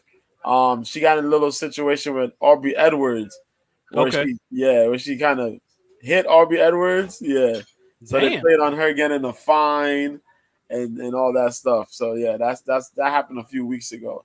You know what? I'll give them their credit. Not to cut you off. I'll give them their credit. That actually sounds decent. That's a storyline at least. I'm okay with that. Sorry. Yeah, that is pretty dope. It is pretty good.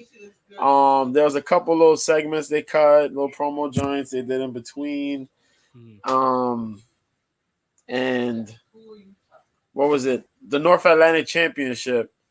Darby Allin wrestled QT Marshall. There you go. Oh God. In a lumberjack match. So that was the shits. And eventually a bunch of people came in, everybody was fighting. Then the House of Black came out, and the House of Black pretty much beat up everybody.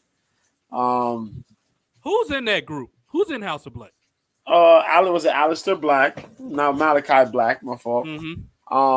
Buddy Matthews, formerly Buddy Murphy.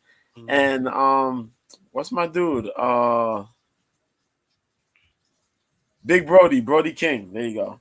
Okay. Brody King. Which are pretty good team. It sucks that they don't, the first run they didn't do enough with them. Now hopefully they do enough with them. Yeah. What else happened? Oh yeah, they set up the match between the Acclaimed and FTR.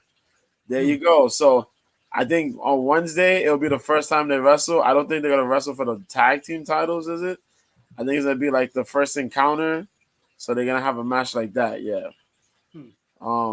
So it should be good because now they're lining up FTR, the rest of the Acclaim, for the tag team titles, which should have happened quite a while ago, but AEW.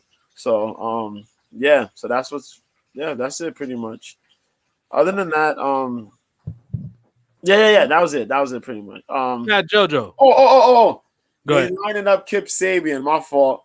Mm-hmm. Kip Sabian is back in the picture, and he may be challenging Orange Cassidy for the Atlantic title. Yeah, the North Atlantic title, whatever the hell they named that title. Right.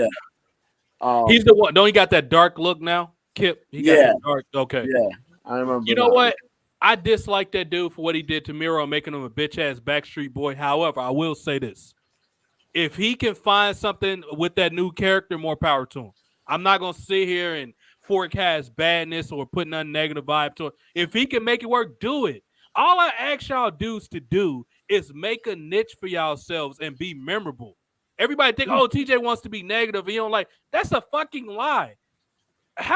If I wanted to be negative, why would I be posting memories on my Twitter or posting storyline ideas or pitching stuff to WWE? Now they can ignore, or AEW, whatever company. They can ignore me all they want, but I put shit out there. I even try to help NWA and Impact. They're fucking stubborn assholes. They think that they're right. And Impact, further proof that you're not right, your crowd is looking worse and worse. Your crowd looks worse than amateur movie theater nights at a high school. You're fucking embarrassing. You're a mainstream wrestling company, and you're hitting on cable on a channel people barely got. My cable company felt sympathy because they screwed me over once. There's something we had to correct on the bill. They gave me Anthem for free. I've only had access to Anthem since like 2019. I didn't even fucking have that channel in my packages. I wasn't going to pay extra money for some shit I barely watch. But I found out Vice TV airs some stuff on Anthem sometimes. So I was like, oh, shit, I actually end up getting Vice TV part of that package too. But it is no way that I want to be negative if I'm trying to help these people out. Right. Now, to the QT Marshall thing, I'll say this, because I don't like the dude, but I'm always I'm a glass half full person. I try to look and see how I can contribute to something. So with the QT Marshall, if you going to have him going for belts, shouldn't you make a storyline the fact that he's a coach? Let's say you wanted him to be a babyface, right? Yeah. This is the way you should go about it. If he's the babyface coach, lovable coach that people should like, shouldn't you have a heel bullying him saying, oh, you're an entitled asshole. You only got a job because of Cody Rhodes and your friend quit. So what does that say about you? This is fucking how you build sympathy for people. Have y'all not ever seen a successful TV show before? How to build sympathy for a protagonist? Why don't y'all know this? You think building a baby face is, oh, I'm putting him out there and he's going to wrestle for 35 minutes. What the fuck sense does that even make? You haven't thought by match 3, maybe that's gotten old by now? But y'all say, oh, yeah, you ain't got that many followers. How the fuck are you going to keep telling me I don't know what I'm talking about? With the people that I know. They don't publicly say they know me. I know plenty of people in the know. You just don't know I know them. People, you don't think these people, and I'm pretty sure people hate watch me. Triple H clearly hates watch us because around SummerSlam season, where we're making fun of his boy Seth Rollins, weeks prior to SummerSlam, the match was announced that it was going to be Rollins versus Matt Riddle. What happened the week before SummerSlam? Me and JoJo was laughing, and guess what match got canceled? Get the fuck out of here that he don't watch my show. How would that get canceled if he wasn't watching me or sending at least his minions to come over? Do y'all research and use fucking common sense. And how many times do I have to reference that the Hurt Business came from my fucking podcast? How many times do me, JoJo, and Jason have to tell y'all they got that from us? They fucked it up, but they got it from us. Yeah. We pitched that on a joking-ass episode one day, and it made TV like a month later. Yep. Get the fuck out of here with this shit, dude. Yep. I even called Bruce Pritchard like low-key pedophile watching my Periscope once. I went back and looked at the people. It said Bruce Pritchard. Tommy Dreamer watched too. I called Tommy Dreamer once or two. Mark Henry too. Those are 3 people I know for certain that work for WWE that watch my podcast because I know how to I've worked in investigation in my security jobs. I know how to check people's profile. I did that for work for many years. So get the fuck out of here with this bullshit, bro. Stop. You don't know nobody. Okay, you think they don't know me, and I'm followed by pretty famous people now. All you gotta do is go look at my Twitter. You can look, they're there. They follow me. They just don't make it public that they follow me. I've talked to Russo a couple times, but I ain't trying to rain on his thing. I know he's a Christian man, and some of the stuff that I do, he don't agree. I'm cool with that. Vince Russo got my love forever because he made wrestling relevant. It's nothing you're going to ever get me back to say Vince Russo. Never. I got a lot of respect for Russo. I've talked to Russo several times. Off the record. He ain't going to tell you, but I have. Russo knows who I am. So get the fuck out of here without knowing what I'm talking about. And what y'all need to do is, how about y'all take my ideas and learn from them? I've been around this industry since I've been walking. Don't fucking tell me I don't know what I'm talking about. Because I'm not going to tell you how to be an incel. Y'all pretty good at that. Y'all pretty good at being annoying. I ain't going to tell you how not to be cucks. Y'all good at that. These are the same people that talking about they want to be body slammed by Rhea Ripley, JoJo. Yeah. So I pick me up, mommy. Like, come on, son. Like, these people need to get it together. But let's keep it pushing. SmackDown. I'm hearing a lot of people sucking off Sami Zayn. What's going on over here on SmackDown? And apparently, have Roman Reigns shot on Kevin Owens yet? Because Kevin Owens did a move at the Survivor Series, the cage, that Roman Reigns didn't like. And Reigns is known for being pretty even tempered. So Kevin Owens, you had to be being a bitch. You lucky he didn't beat the shit out of you. Because don't let that indie shit get to your head. Roman Reigns is a tough dude. He's an Anawai. All them dudes are tough. Kevin Owens, I think you've been eating a little and doing a little too much of the hopium. I know you think you're a fat Canadian hockey dude. Roman Reigns will beat the shit out of you, dude. I just want you to. Do you know who his father was? His father was one of the toughest Sika from the what would they call the head shrinkers? What would they call? No, the Wild Samoans. Yeah, Wild Samoans. From the Wild Samoans. Tony Atlas, who's one of the toughest men to this day, even though he's like 60 years old. He's literally one of the toughest men ever. There's so many people that didn't fuck with Tony Atlas because he was a bad motherfucker.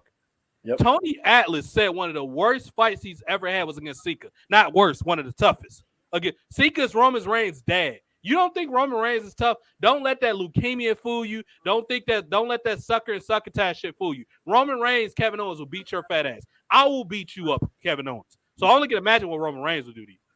JoJo would definitely beat the shit out of you. Stop thinking you tough because of these Indies fans telling you this is awesome. You gonna try to shoot on Roman Reigns? First of all, Roman Reigns cannot put you. No, you know what? With Triple H being there, Roman Reigns probably cannot put you off TV. If Vince was there, if Roman Reigns was like, get that fat piece of shit out of here, you'll be gone, Kevin Owens. Choose your battles wisely, because Roman Reigns might not be having a good day once, and he might hit your ass with that Superman punch for real. I don't know why you thought it was a good idea to go into business for the high. All Roman Reigns, yes, Vince is gone. Vince is physically gone. You know damn well Vince is in the know of what's going on. All you got to do is call Nick Khan. Nick Khan gonna tell Vince what happened. Yep. So the minute Roman Reigns go to Nick Khan and say, I'm sick of this motherfucker, Kevin Owens, you are gone, dude. You better think straight. And you're going to not only mess up your career, you're going to mess up your buddy Sami Zayn, who's getting a pretty good push right now. They're going to get rid of your stupid ass too. Yep. Be smart. Or if The Rock gets sick, Rock and Nick Khan are best friends. Nick Khan's sister writes for the show, The Rock's fucking show. She's an executive for the show. Use your fucking head, dude. If The Rock get wind of your fat ass, who he barely knows who you are to begin with, he don't even respect you. That all The Rock got to do is say, hey, get him off my cut. You're gone. The good thing for Kevin Owens, his fat ass can get a job in AEW because all his goofy ass friends work over there. If Brandon Cutler can get a job, Kevin Owens can get a job. And I have a certain level of respect for Kevin Owens, but he needs to use his fucking head. You shooting on Roman Reigns is not a good look for you trying to get in the main event. But so for you to piss Roman Reigns off, you had to be doing something absolutely stupid. Because Reigns is actually pretty chill. Like, he dealt with Enzo. I mean, it took him a while to throw Enzo off the bus, but he was pretty cool. Roman Reigns is the same person when WWE's production team lost their travel bus, their tour bus. Guess who bought them a bus? Roman Reigns did. They tell you all the bad stuff about Roman Reigns. They don't tell you none of the good stuff about Roman Reigns. He bought a fucking tour bus for the production people. Do y'all fucking research, dude. Victor said Kevin Owens look like a fan that watches shows. He does. And I have a certain level of respect for Kevin Owens. He just needs to stop being fucking entitled and stupid. That's all. Anyway, I'm sorry. I just went on 10. JoJo, what happened on SmackDown? Let me see if I can remember correctly what happened on SmackDown.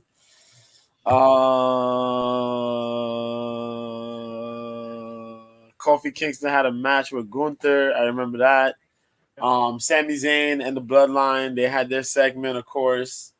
More of Sami Zayn being the guy on the mic right now. Like everything is revolved around Sami as far as the Bloodline goes. Yeah. Like these dudes could, like, Roman could literally take time off now because like people just want to see Sammy do crazy funny stuff on the show. You know what I mean? And big props to him. Uh him, Jimmy, and Jay had another funny segment. Trying to remember what came from that. Ricochet they had wins a segment. Oh yeah. Zayn wrestled. Who did Zayn wrestle? I'll be able to tell you in 2 seconds. I'm trying to remember. Sheamus. There you go. Zayn wrestled Sheamus. There you go. The Brawling Brutes were out there. So these dudes were out there. And once again, Jimmy and Jay helped Sammy win and get a pin on Sheamus. That was a good match. Some good comedy spots. But yeah, man, really good match. Good match, good win. What else happened? I'm trying to remember. Oh yeah, they had Raquel Rodriguez came back. Because Emma wrestled. Emma wrestled. I'm trying to remember who Emma wrestled. Shayna Baszler. There you go, Baszler. There you go. Damn, why I can't remember? Yeah. This girl, Liv Morgan, got in a match. Liv Morgan had a match. Liv got jumped. And Tegan Knox made a return to the company. She's sexy as fuck too. Yeah. Didn't get quite the cheers, but I do understand why is that, because Tegan Knox kind of came up, had a cup of tea on SmackDown, and pretty much was disappeared, was cut after. Yeah. So she wasn't really on the main roster for long. So she came back, new hair, little new look. But yeah, that happened. They did the finale of the World Cup. Their World Cup match. Santos Escobar versus Ricochet, which was a hell of a match. It sounds great, yeah. Oh my God. And it's kind of crazy because 7 years. They haven't wrestled each other in 7 years. Holy shit. The last time they wrestled was on Lucha Underground. King Puma versus King Cuerno. Yep. That was when they both had the mask on, yeah. And yeah, they tore the house down. Right. So once again, they had the same type of match. Insane. And Ricochet ends up winning. So Ricochet will now face Gunther for the Intercontinental title sometime soon. Yeah, there was something else that happened. I'll be able to tell you in 2 seconds once I pull it up. I'm trying to remember. There's something else. Bray Wyatt has something too. Yeah, Bray Wyatt and his and the people and feelings and everything that's going on. That's like oh God. Everything that's going on, yo. I don't know what's going on. I feel trapped. I feel scared. You know, he's always man. It's hard to take this motherfucker serious when he sounds like a goofball. I'm sorry. Yeah, man. Him and this LA Knight situation that's going on. And we still haven't seen him wrestle in the ring yet, which everybody really wants to see. Right. It's like all this talking is one thing, but we want to see you do something in the ring. At least have him squash a fucking enhancement person. Yeah. But I guess they're trying to wait for the big unraveling. He's probably going to debut at the Royal Rumble. Yeah. Probably the Royal Rumble, if not wrestling. You know, who knows? You know what? I'm okay with him not wrestling if his promos was actually good. But a lot of his promos are goofy and you can't take them serious. I'm okay with I'm good. I like the anticipation build up. I'm one of the people that's actually okay with that. But if it's going to be shit, you got to give us something else to look forward to. You know what I mean? So have him maybe beat the shit out. We're not saying the match got to be long, 5 minutes or something. Go out there and do your your highlight moves and cut a promo and move on with your life. Then you can have your feature matches at the pay-per-view. So it's just WWE hint. Get this man something going. Pretty much, man. Pretty much. But that just goes back to Triple H being uncreative. I don't know how much people can deny it all they want. Triple H is not. He's lazy. He's fucking lazy, dude. I watched NXT 2.0 last week. I was actually hyped because of the rundown and what the card looked good. Like it had a lot of perspective talents that look good. I mean, Dominic Dijakovic. I don't know what to do with this motherfucker. He moves so fucking slow. Like, bro, why do you move so slow? Fuck, he moves slow. And I'm not saying everybody. Hogan used to lumber around the ring. Big guys can lumber. I understand that. But dude, this motherfucker takes a week to set everything up. And I'm like, dude, like, do we gotta light firecrackers and put them under your ass to get you moving? Like, I like the perspective of him and he's going about Wesley now, but Desmond Xavier. That's a big guy, small guy. It's just like this dude need to get it together. And please, if this motherfucker's gonna sound like a robot, keep his promos short as possible. Because he's sitting there talking about, yeah, I'm back, and I'm like, oh my god, this is good. It was like keep his promos short. He's not that electrifying on a mic like that. Keep his shit short. Everything with Dominic Dijakovic, it need to be short. Every single thing needs to be short because he's not that type of guy. That's why it's effective with Strowman. Even though I think Strowman's a better promo than him, Strowman is good because less is more. He get out there, he cut the promo, he says he's gonna beat the shit out of somebody, he runs you over, slam, you get the match over with. That's how you build a guy like Dominic Dijak. Keep it simple, bro. You already know it's gonna be a fucking 5 other matches that's gonna be 15 or 20 minutes on the card. So the thing I can say about with Triple H, how he's lazy, he fills matches up with time because he's too lazy to write storylines. He's fucking lazy. Yeah. But that's what's going on with that.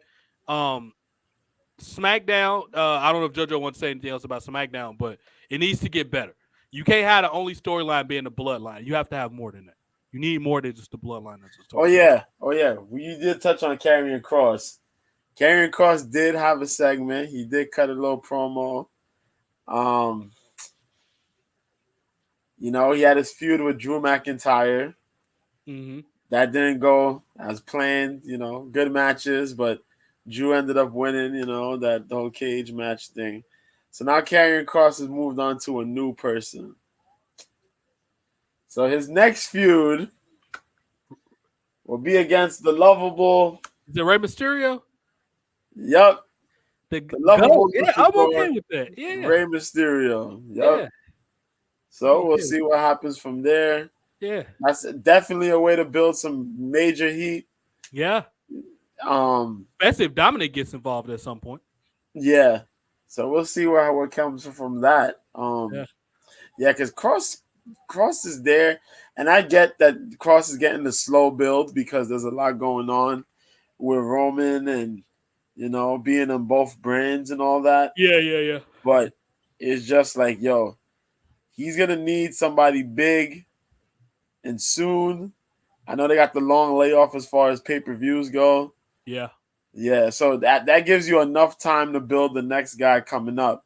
Right. But man, this WrestleMania thing with Roman, everybody got their ideas. 2 nights, The Rock, and yet The Rock and Cody Rhodes are 2 names that have been constantly brought up. Yeah. Yeah, man. I don't know. People talking about Seth Rollins. They've clearly said it, and even Seth has said it in interviews. He's not the guy.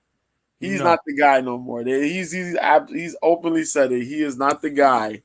I'm surprised he's admitted that shit, but okay. Yeah, he's just working now. He's just working. He's no longer that guy up there.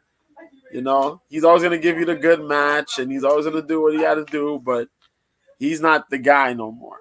Right. It's Roman right now. Roman is the guy. Yeah. He's gonna do all the mid-card stuff.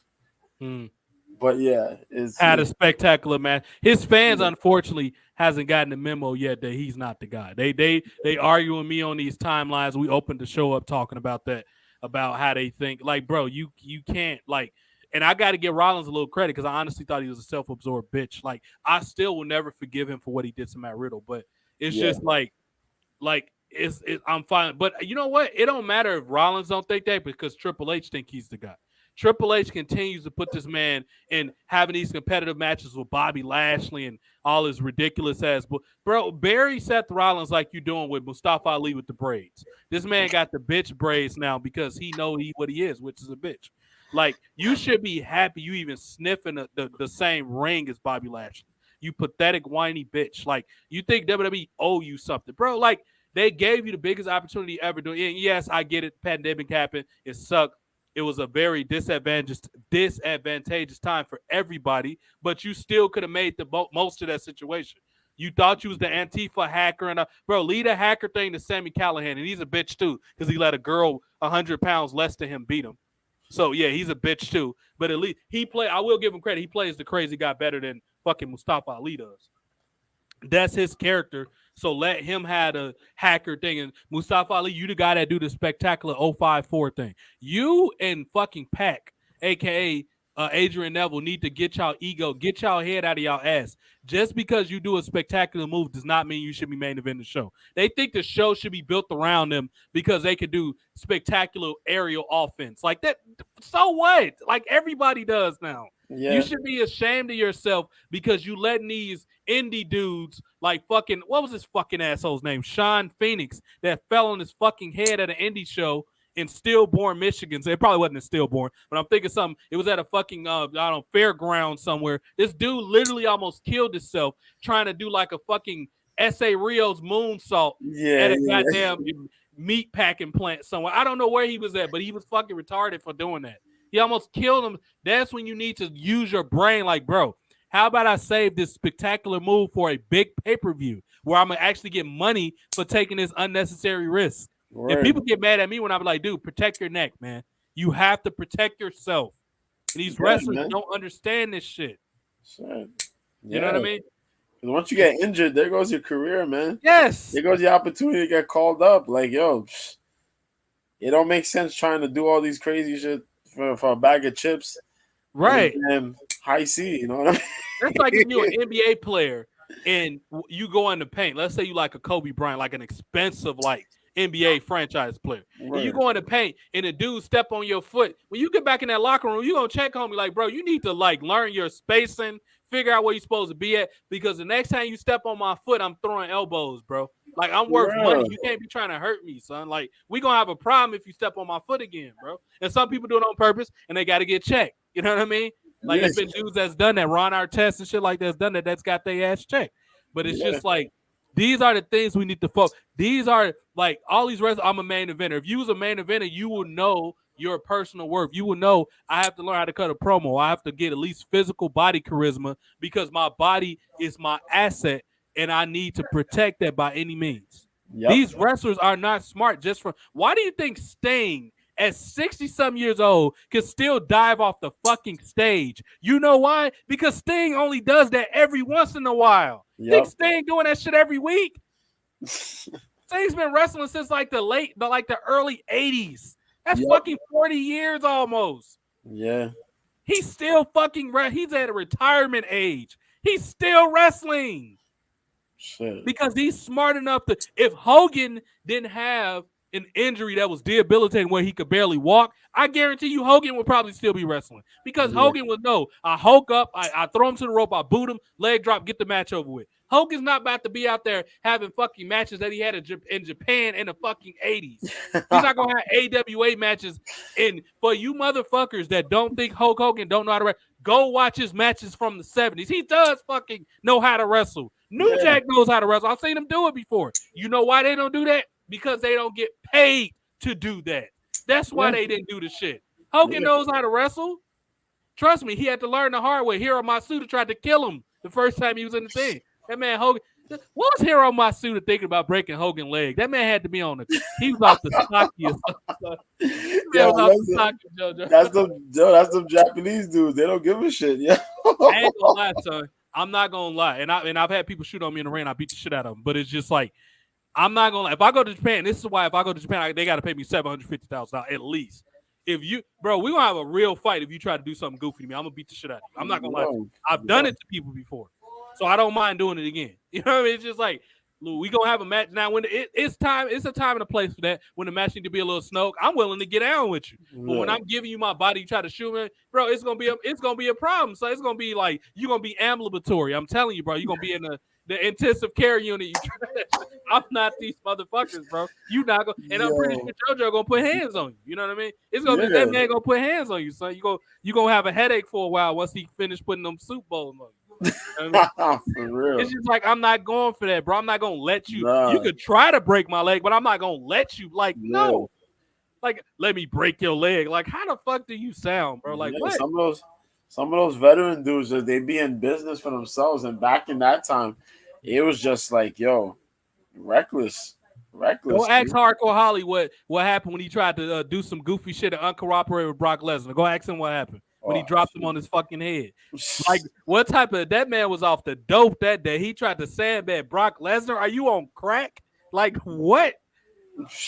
Come on, son. Shelton Benjamin could have told you that wasn't a good idea. Like, Yep. That's who trained Brock Lesnar. For the people that think Shelton Benjamin, he fucking trained Brock Lesnar, bro. They were roommates in college. Like, come on. But yeah, let's get to this Rock thing and we're going to close. We might do a show tomorrow, okay? I'm not going to lie to y'all, bro. I got a little bit of time. We might do a show tomorrow, even if it's just making fun of Raw. And we're going to have to get Brandon P. Hart to trick on here. I don't know where he was now, but he might be on here tomorrow. We got to get Jason. He going to have a motherfucking Fred Scooby-Doo sweater on when he come on here with the hot-ass glass. We need to get Brian on here at some point, too. But let's close out on Dwayne The Rock Johnson. I got to play this, and I ain't have it up, so you got to – JoJo, did you see that Young Rock skit where they had that bogus-ass looking dollar store Rock playing the Rock? And when yeah. What was that? Oh, God. Hold on, son. I got to find it. I saw this shit earlier. Hold on. You talk about whatever, JoJo. Talk about, I don't know if you watch Young Rock or what your impression is. Talk about whatever while I find the Young Rock show is pretty funny, man. It's a good show. I know some people don't like it. Some of them feel some type of way, but I find it to be a really good show, man, because it shows, his upbringing and all the famous people he knew beforehand in wrestling and how he came up. I know he had a couple folks on the show. He got Becky Lynch on the show there. She played Cyndi Lauper. She did a pretty damn good job. And I know why she was on there, because she's managed by The Rock's, the same company that The Rock is managed by. WME, IMG and Endeavor, which own the UFC. Yes, those guys. So, yeah, man, it's a pretty good show. That dude who plays The Rock, though, is interesting guy. Interesting. People was grilling this man gear, son. He had the motherfucking rock, the Chia Pet Rock outfit on. He had a rock. Come on, man. But real quick, let's talk about Lacey Evans looking like a snack on Twitter. I forgot I had this, bro. Oh my God. That is Lacey Evans, by the way. She looks like a snack. She got the 4th of July shit. America, bro. Like, I'm sure it's tasty. Let's just say it like that. Lacey Evans is gorgeous, man. She is. She's just having a hard time, you know what I mean, with getting over, like not even, they try to get her over as a face. And that's the thing. Like, they really trying to just have her like as a face. Guys, just come to terms. That's not really her lane like that. She's not really, she's a natural heel. You guys knew her as a heel. Have her as a heel. Just have her as a heel and just put her in matches that are going to be worth her being where she is, the heel. You know what I mean? Have her in the matches where her strengths are going to show, and just keep it rolling, man. Now, let me show y'all something else for y'all guys out there that need to have some happy apples. This is Tony Storm with the generic ass default character outfit, but she was working with Nikki Cross, Nicole Glasgow. This was back in the day. Oh yeah, this is like thick Tony. Oh man, it was before she put the pants on, and then she got a sexy accent too. That Australian accent is sexy. Oh yeah. My boy Angel with who I thought at the time was the Brian Kendrick. Now I got to put this up, JoJo. Rochester stand up. Big up to my big brother Angel. Can we talk about that real quick? What's that? Brian Kendrick back in the WWE. I heard something about that. So he's back. This dude looks like at the request of Ronda Rousey. Wow. Brian Kendrick is back in the WWE. Wow. I'm gonna send you this, JoJo. I don't want to put this up because I don't want to get flagged. I'm about to DM you this. Yeah. When you see this shit, I forgot this was here. So what it was that Ronda wanted, she wanted to do her matches, but she wanted the work because she was getting the ring work done, and she wanted Brian Kendrick to come back. A lot of those girls, like Eva Marie, was trained by him. Like they Yeah, know his work, that what he yeah, does and all. You yeah. know, So she asked for him, and they quietly hired him back. You know, they ain't talk about it big time, but people, news outlets, the wrestling media, some of yeah, these people talked about it. They found out about it. They talked about it. Yeah. yeah. So he's And been there low key. The whole thing with his words and why AEW dropped him because of the anti-Semitism, what he said yeah, about the Jewish. yeah, but Oh, that whatever, what's man. David shits his pants got him in trouble. The big Yeah, span from Bleacher Report, his bitch ass. yeah. Now I forgot I had this. This is something. It's only 50 seconds. Sasha Banks was tweaking when she was talking about how Ronda Rousey don't deserve this and that. I don't know what she was. She was off the Snoop Dogg pipe. I don't know what she was talking about. Jojo. She was bugging the fuck I out. was like, thank you so much for being a fan. But that was our trademark. Second, after Ric Flair in WCW. You know what I'm saying? I can only speak for myself. there might be a little tension. I don't know real keys.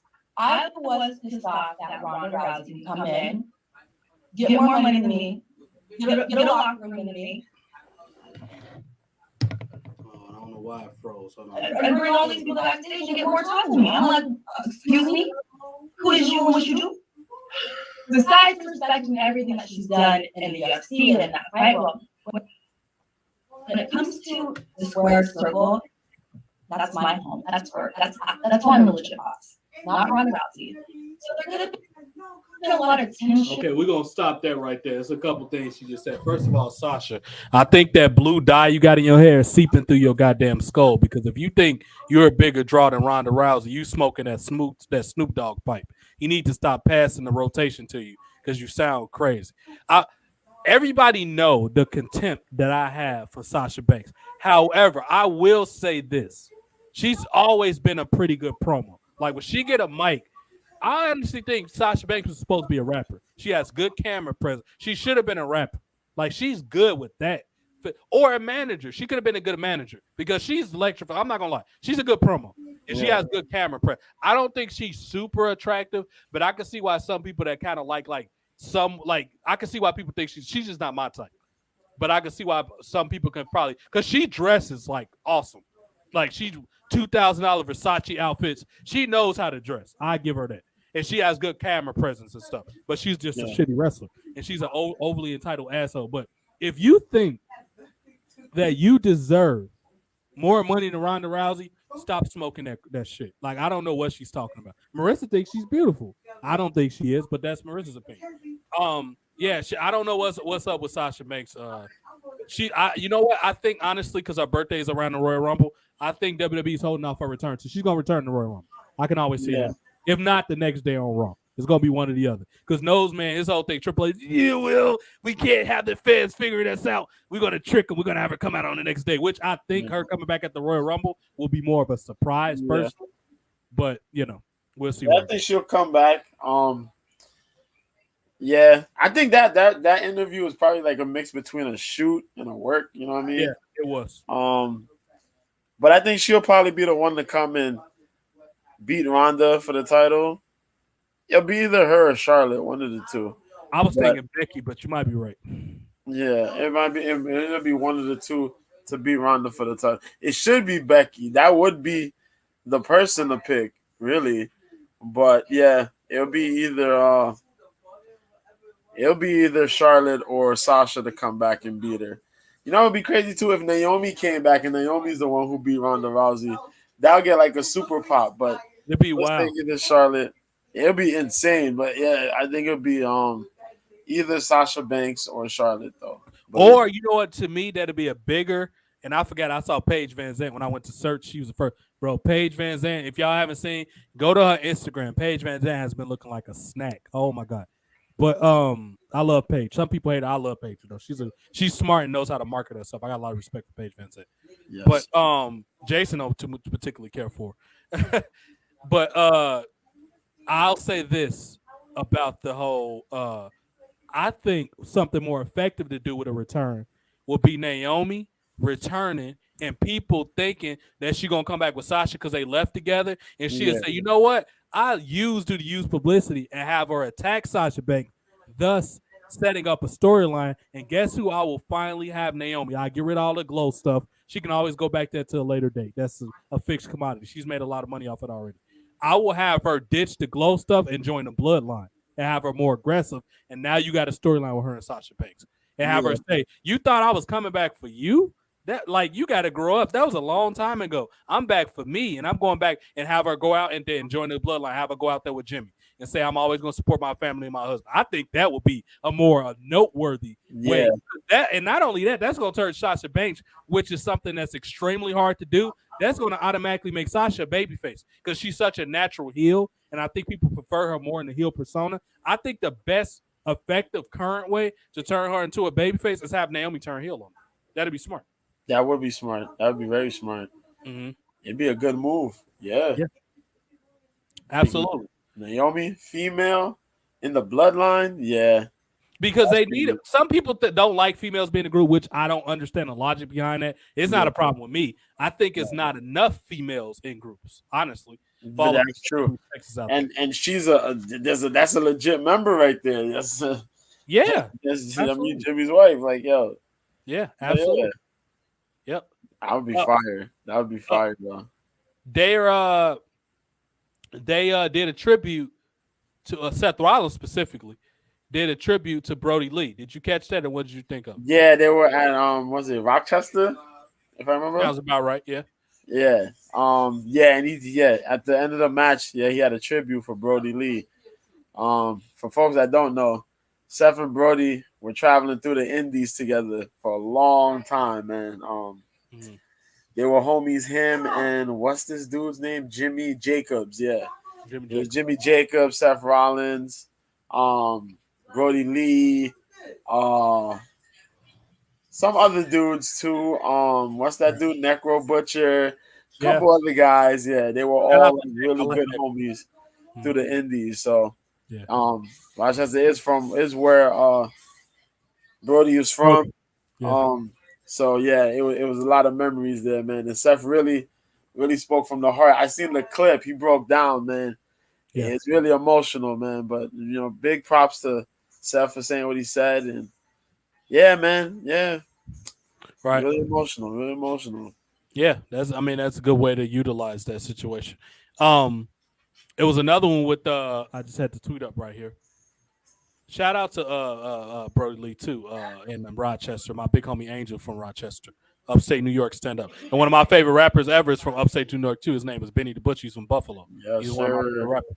Keith Lee was doing things where Shane Taylor. I've had beef with Shane Taylor online. Yes, Shane Taylor challenged Keith Lee to a match, son. Yeah, on Rampage. I forgot. See, I knew I forgot something on Rampage. That was it. Shane Taylor made his debut on Rampage. Yep. He just pops up out of nowhere. I said, wait, Shane Taylor? I was like, yep, Tony Khan getting serious about these, getting this ROH shit together. Because everybody's asking questions is always, and I know he be paying attention to the dirt sheets. He pays attention to the damn, what you call it?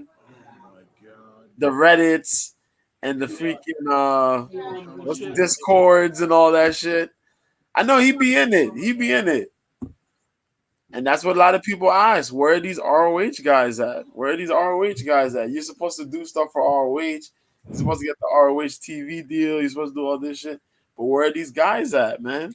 Because I want to see the Briscoes, these talented cats. I want to see these dudes. Go ahead. I was gonna say, I think Conan mentioned something like that because there was a question they asked on his show, Keeping It 100. Yeah. On like the Briscoes are like banned or some shit like that. From where? From AEW. Why? Apparently. Because of the way they are for some strange reason. I think it has a lot to do with the fact that they were always tag champs, and for some reason they did the matches that they did, and then all of a sudden they're just no longer involved in the rotation in AEW or whatever. That sounds. They had FTR beat them, and then it's like that's it. we haven't seen the Briscoes in months. Briscoes have done independent shows and all that stuff, but they have not been featured on AEW at all. That Mercedes sounds. Martinez, my fault. Mercedes Oh, you Martinez, good. who's the AEW, I mean the ROH Women's Champ, she's kind of not been much on AEW TV either, unless you're watching Dark or Elevation. She shows up there once in a blue, but Right. she hasn't been on the main TV show in a minute either. Right. And she's supposed to be feuding with Athena on Death Before Dishonor, Hmm. which is going to be before the year ends. Wow. Interesting. Okay. Yeah, that's like y'all need to pull y'all head out, y'all. As the Briscoes, one of the most entertaining tag teams in non-WWE history. Like, I don't know what y'all are thinking about. I mean, like, Hey, get for this shit real. together. Yeah, get this together. Shit, like, yo, the Briscoes are that tag team. Yeah, that's them boys. Yeah, them boys. I don't know why WWE ain't picked them up. Triple H should have got these dudes out of nowhere, like from somewhere. Yeah. These dudes either, attack people on NXT or show up the main roster out of nowhere and beat up. Yo, something. Yeah. Yo. I put them on NXT first because that's where a lot of the good teams are. I didn't send them to the main roster because there's big money down the line with them and the Usos. Big money. Big money. That's how you touched on it. Get Gorillas of Destiny. Yeah. And the Briscoes. Two hot tag teams that are nowhere to be found in any major company other than, the Briscoes are in no major company right now. Nope. And these dudes, the Gorillas of Destiny, Loa in Japan is injured. Loa's injured, still trying to come back from. Oh, is he? Okay. Yeah, he was. So we have Tamatanga, who's just been doing solo stuff, and then I always forget the youngest brother, the giant dude, but yeah, he's out there too. But yeah, other than that, you know what? Them guys, man. It's really crazy that WWE are not getting these guys when they're in a lot of them in their prime, mid-30s, late 30s in some cases. You need to get these dudes before they get too old and crippled where they have these Tommaso Ciampa problems. And LA Knight, he's not a young chicken. LA Knight's like 37, 38, bro. Y'all need to use this dude. Y'all already fucked up Shayna Baszler. She's had a decent run, but it could have been better. Like, Shayna Baszler is in her 40s. Like, Asuka doesn't look 40, but she's in her 40s. She's had a great run, though. Yeah. But you need to start getting and capitalize on these people before they age to the point where it's too late, And that's a team that they can get there. And speaking of people that can be used, I mean, his team is struggling a bit. Not struggling, but they're not as relevant because he's not there. And that's Swerve Scott. Swerve Scott is like the goofball in Swerve and Glory's tag team. This man, after Keith Lee was challenged by Shane Taylor, fucking goofy ass Swerve walk up behind smiling, and Keith Lee just got pissed and walked off on him. Like, are you ever gonna be serious? That I don't know where they going with this, but it needs to, I don't know. Hopefully it turns into something good. It's too fucking stupid for me to take it seriously. But I mean, that's kind of what happened. I mean, this dude goes from raping Billy Gunn to making goofy faces. I don't know what's going on with Shane Strickland right now. They had this man raping Billy Gunn, bro. Oh my god! On the high right. Okay, if we go in on this, it's a perfect thing to end on because they had Jim Ross, the fake ass Jim Ross, looking like Otis Dozovich. Then they had D'Lo Brown being fat. I got the Young Rock clip, JoJo. I finally found it on my timeline. Oh my god! It is shit on. So this only makes sense. And people was pissed because the dude was misquoting lines. It wasn't. He ain't look accurate. The guy don't look too off. Like people say he don't like the Rock. I can see it a little bit. But it's just like the shitty ass tights. I didn't like that. Jim Ross didn't have on glasses. Fucking Godfather is fat. Like, it was just fucked up. Let's play. Rocky, I've got 3 words. Die, Rocky, die. That's the gratitude I get from you pieces of crap for all my blood, my sweat, and my tears. Hey. This isn't about the color of my skin. This is about respect. They gave that man a pair of high-waisted drawers. Intercontinental champion in WWF history. And what did he get? Look at D'Lo. In arenas across the country, I heard chants of Rocky sucks. Y'all ain't shit. Rocky might be as a lot of things, but Sucks isn't one of them. And I want to make one thing clear to all you jackass fans out there. Rocky Maivia and the new Bruce Nation Pritchard of Domination lives, That's fucking breathes, and dies respect. And we will earn it by any means necessary.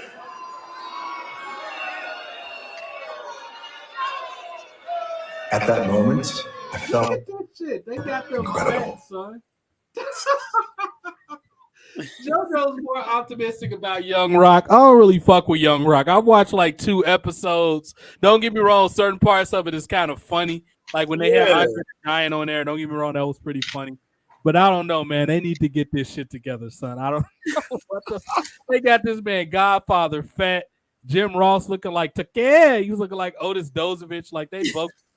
And Otis my big homie, like for real. He from Duluth, Minnesota. But I've had some Otis a good guy. Shout out to Rocky Mountain Road and Mercury Aiden. That's my homie from Rocky Rod. I haven't talked to him in a minute. Rocky Mountain Pro.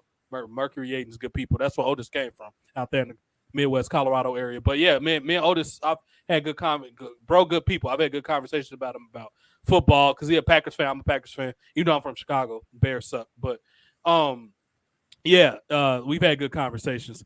And yeah, we're gonna close out, man. Follow Mr. B 1986 on Twitter. Like I said, we 9 out of 10 times doing the show tomorrow.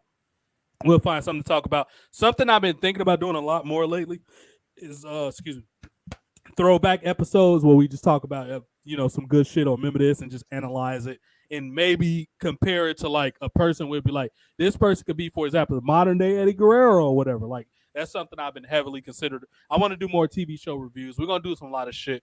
I gotta run some shit by Jason. We might do some sketch shit too. I've been thinking about it, even if I gotta get on here a little more. Because we got to get Brandon P. Hart to trick on here. Jason. We went too long the other day because we had Jason because we don't get him all the time. Yeah. Last weekend or something. And it was like me and JoJo was in tears damn near by the end of that show because Jason is just that man is a clown, son. But Dude is funny, man. He is funny. He's a clown in a different type of way, son. We got to get Brian on here too. We're gonna have to get the Jerk Reel back together. The Jerk Reel is not only a show; it's actually what we are. We're the Jerk Reel. It's an adjective to describe us. We're the Jerk Reel. That's another way to what we are. And we gonna get this together, y'all. 2023. We're gonna make it an optimistic year. Good games coming out, even though they supposed to be overly producing shitty women's wrestling.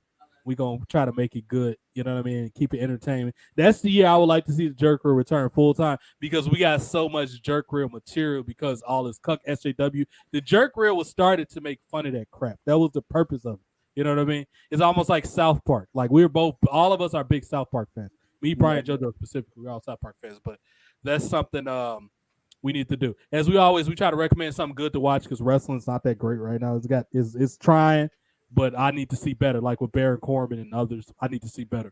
But if y'all want to see a good show, which I watched tonight, JoJo probably hasn't watched it yet. The episode tonight of Tulsa King was fucking awesome. I watched it earlier before I got on here as I was eating dinner. It was fucking great. BX got to watch that. Like I said, we'll probably see y'all tomorrow. We'll come back probably tomorrow. Yeah. And what's that, JoJo? Go ahead. I said, yeah, Tulsa King. I got to catch the latest episode. It was catching up. You know I was catching up? I was catching up with the latest episodes of All American. Oh, really? Yeah. Yeah. We was talking about it when Jason was on here, and I was like, a couple episodes. So I caught up with the episodes, and yeah, I see what y'all talking about. I see definitely what y'all was talking about now. Yeah. Right. I'm kind of like iffy on it, but it's still a good show, man. It is. Right. What else? You know they had their mid-season break now. That was the last episode for till next year. Yeah. Right. There's a show. Forrest Whitaker's on it. The Godfather of Harlem. Oh, you talking about that Bumpy Knuckles, Frankie Bumpy? Yeah. The new season starts next year. So I'm looking forward to watching that. Yeah. That show was fire. I watched a little bit of it. Yeah. That shit decent. Yeah. And that shit was for real back then in Harlem, bro. That Nikki Barnes, all them dudes from the East Coast. That shit was real life, bro. Like real life. Then you had Free Red Ricky Walson on the West. West Coast. That shit was real, bro. That's the type of stuff I watch. I watch a lot of crime. I was just watching. I don't know if JoJo ever heard of her. I was watching Griselda Blanco. I was just watching Cocaine Cowboys. I was watching. Yeah.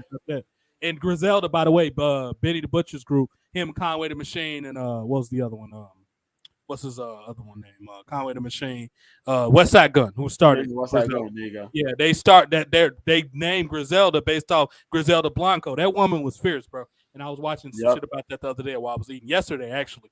So yeah, we got a lot of cool stuff. So watch that. Also, the trailer, if y'all haven't seen it, Black Mafia Family starts in January. Go watch. That's one of my favorite shows right now. And they going to Atlanta. This one they gonna be in Atlanta and Detroit taking over the shit. And of course, it's based off Demetrius Big Meat Flannery.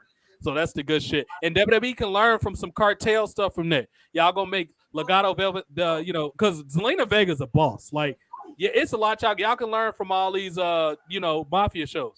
Later, Victor says peace out, whatever. But yeah, we got some cool shit coming up, y'all. BX Connect, man, as always. We're going to keep y'all in the loop. We likely doing a show Raw, like I said, tomorrow.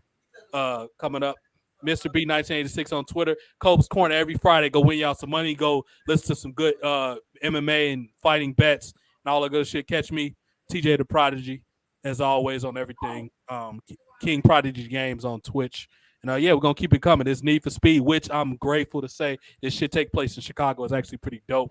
It came out on the 2nd. I've been playing that a lot. Been putting some hours into that. I played that earlier. So, get all that going. And as always, Brian, hopefully he ain't too drunk, buried down in Red Bush Mountain somewhere, because I know he had a birthday, and that man was drinking. He was doing his thing. And Jason, man, hold the butter. And Brian, hold the butter, man. And pimping ain't easy. I'll talk to y'all soon. All right, son. I'll talk to you later. I'll talk to you tomorrow. All right, definitely, man. Peace later. out, folks. Yeah. Go catch that Holland Thompson pay-per-view. JoJo said was fire. Go catch that shit. Definitely. Absolutely. Later, y'all. I'm rich, bitch. All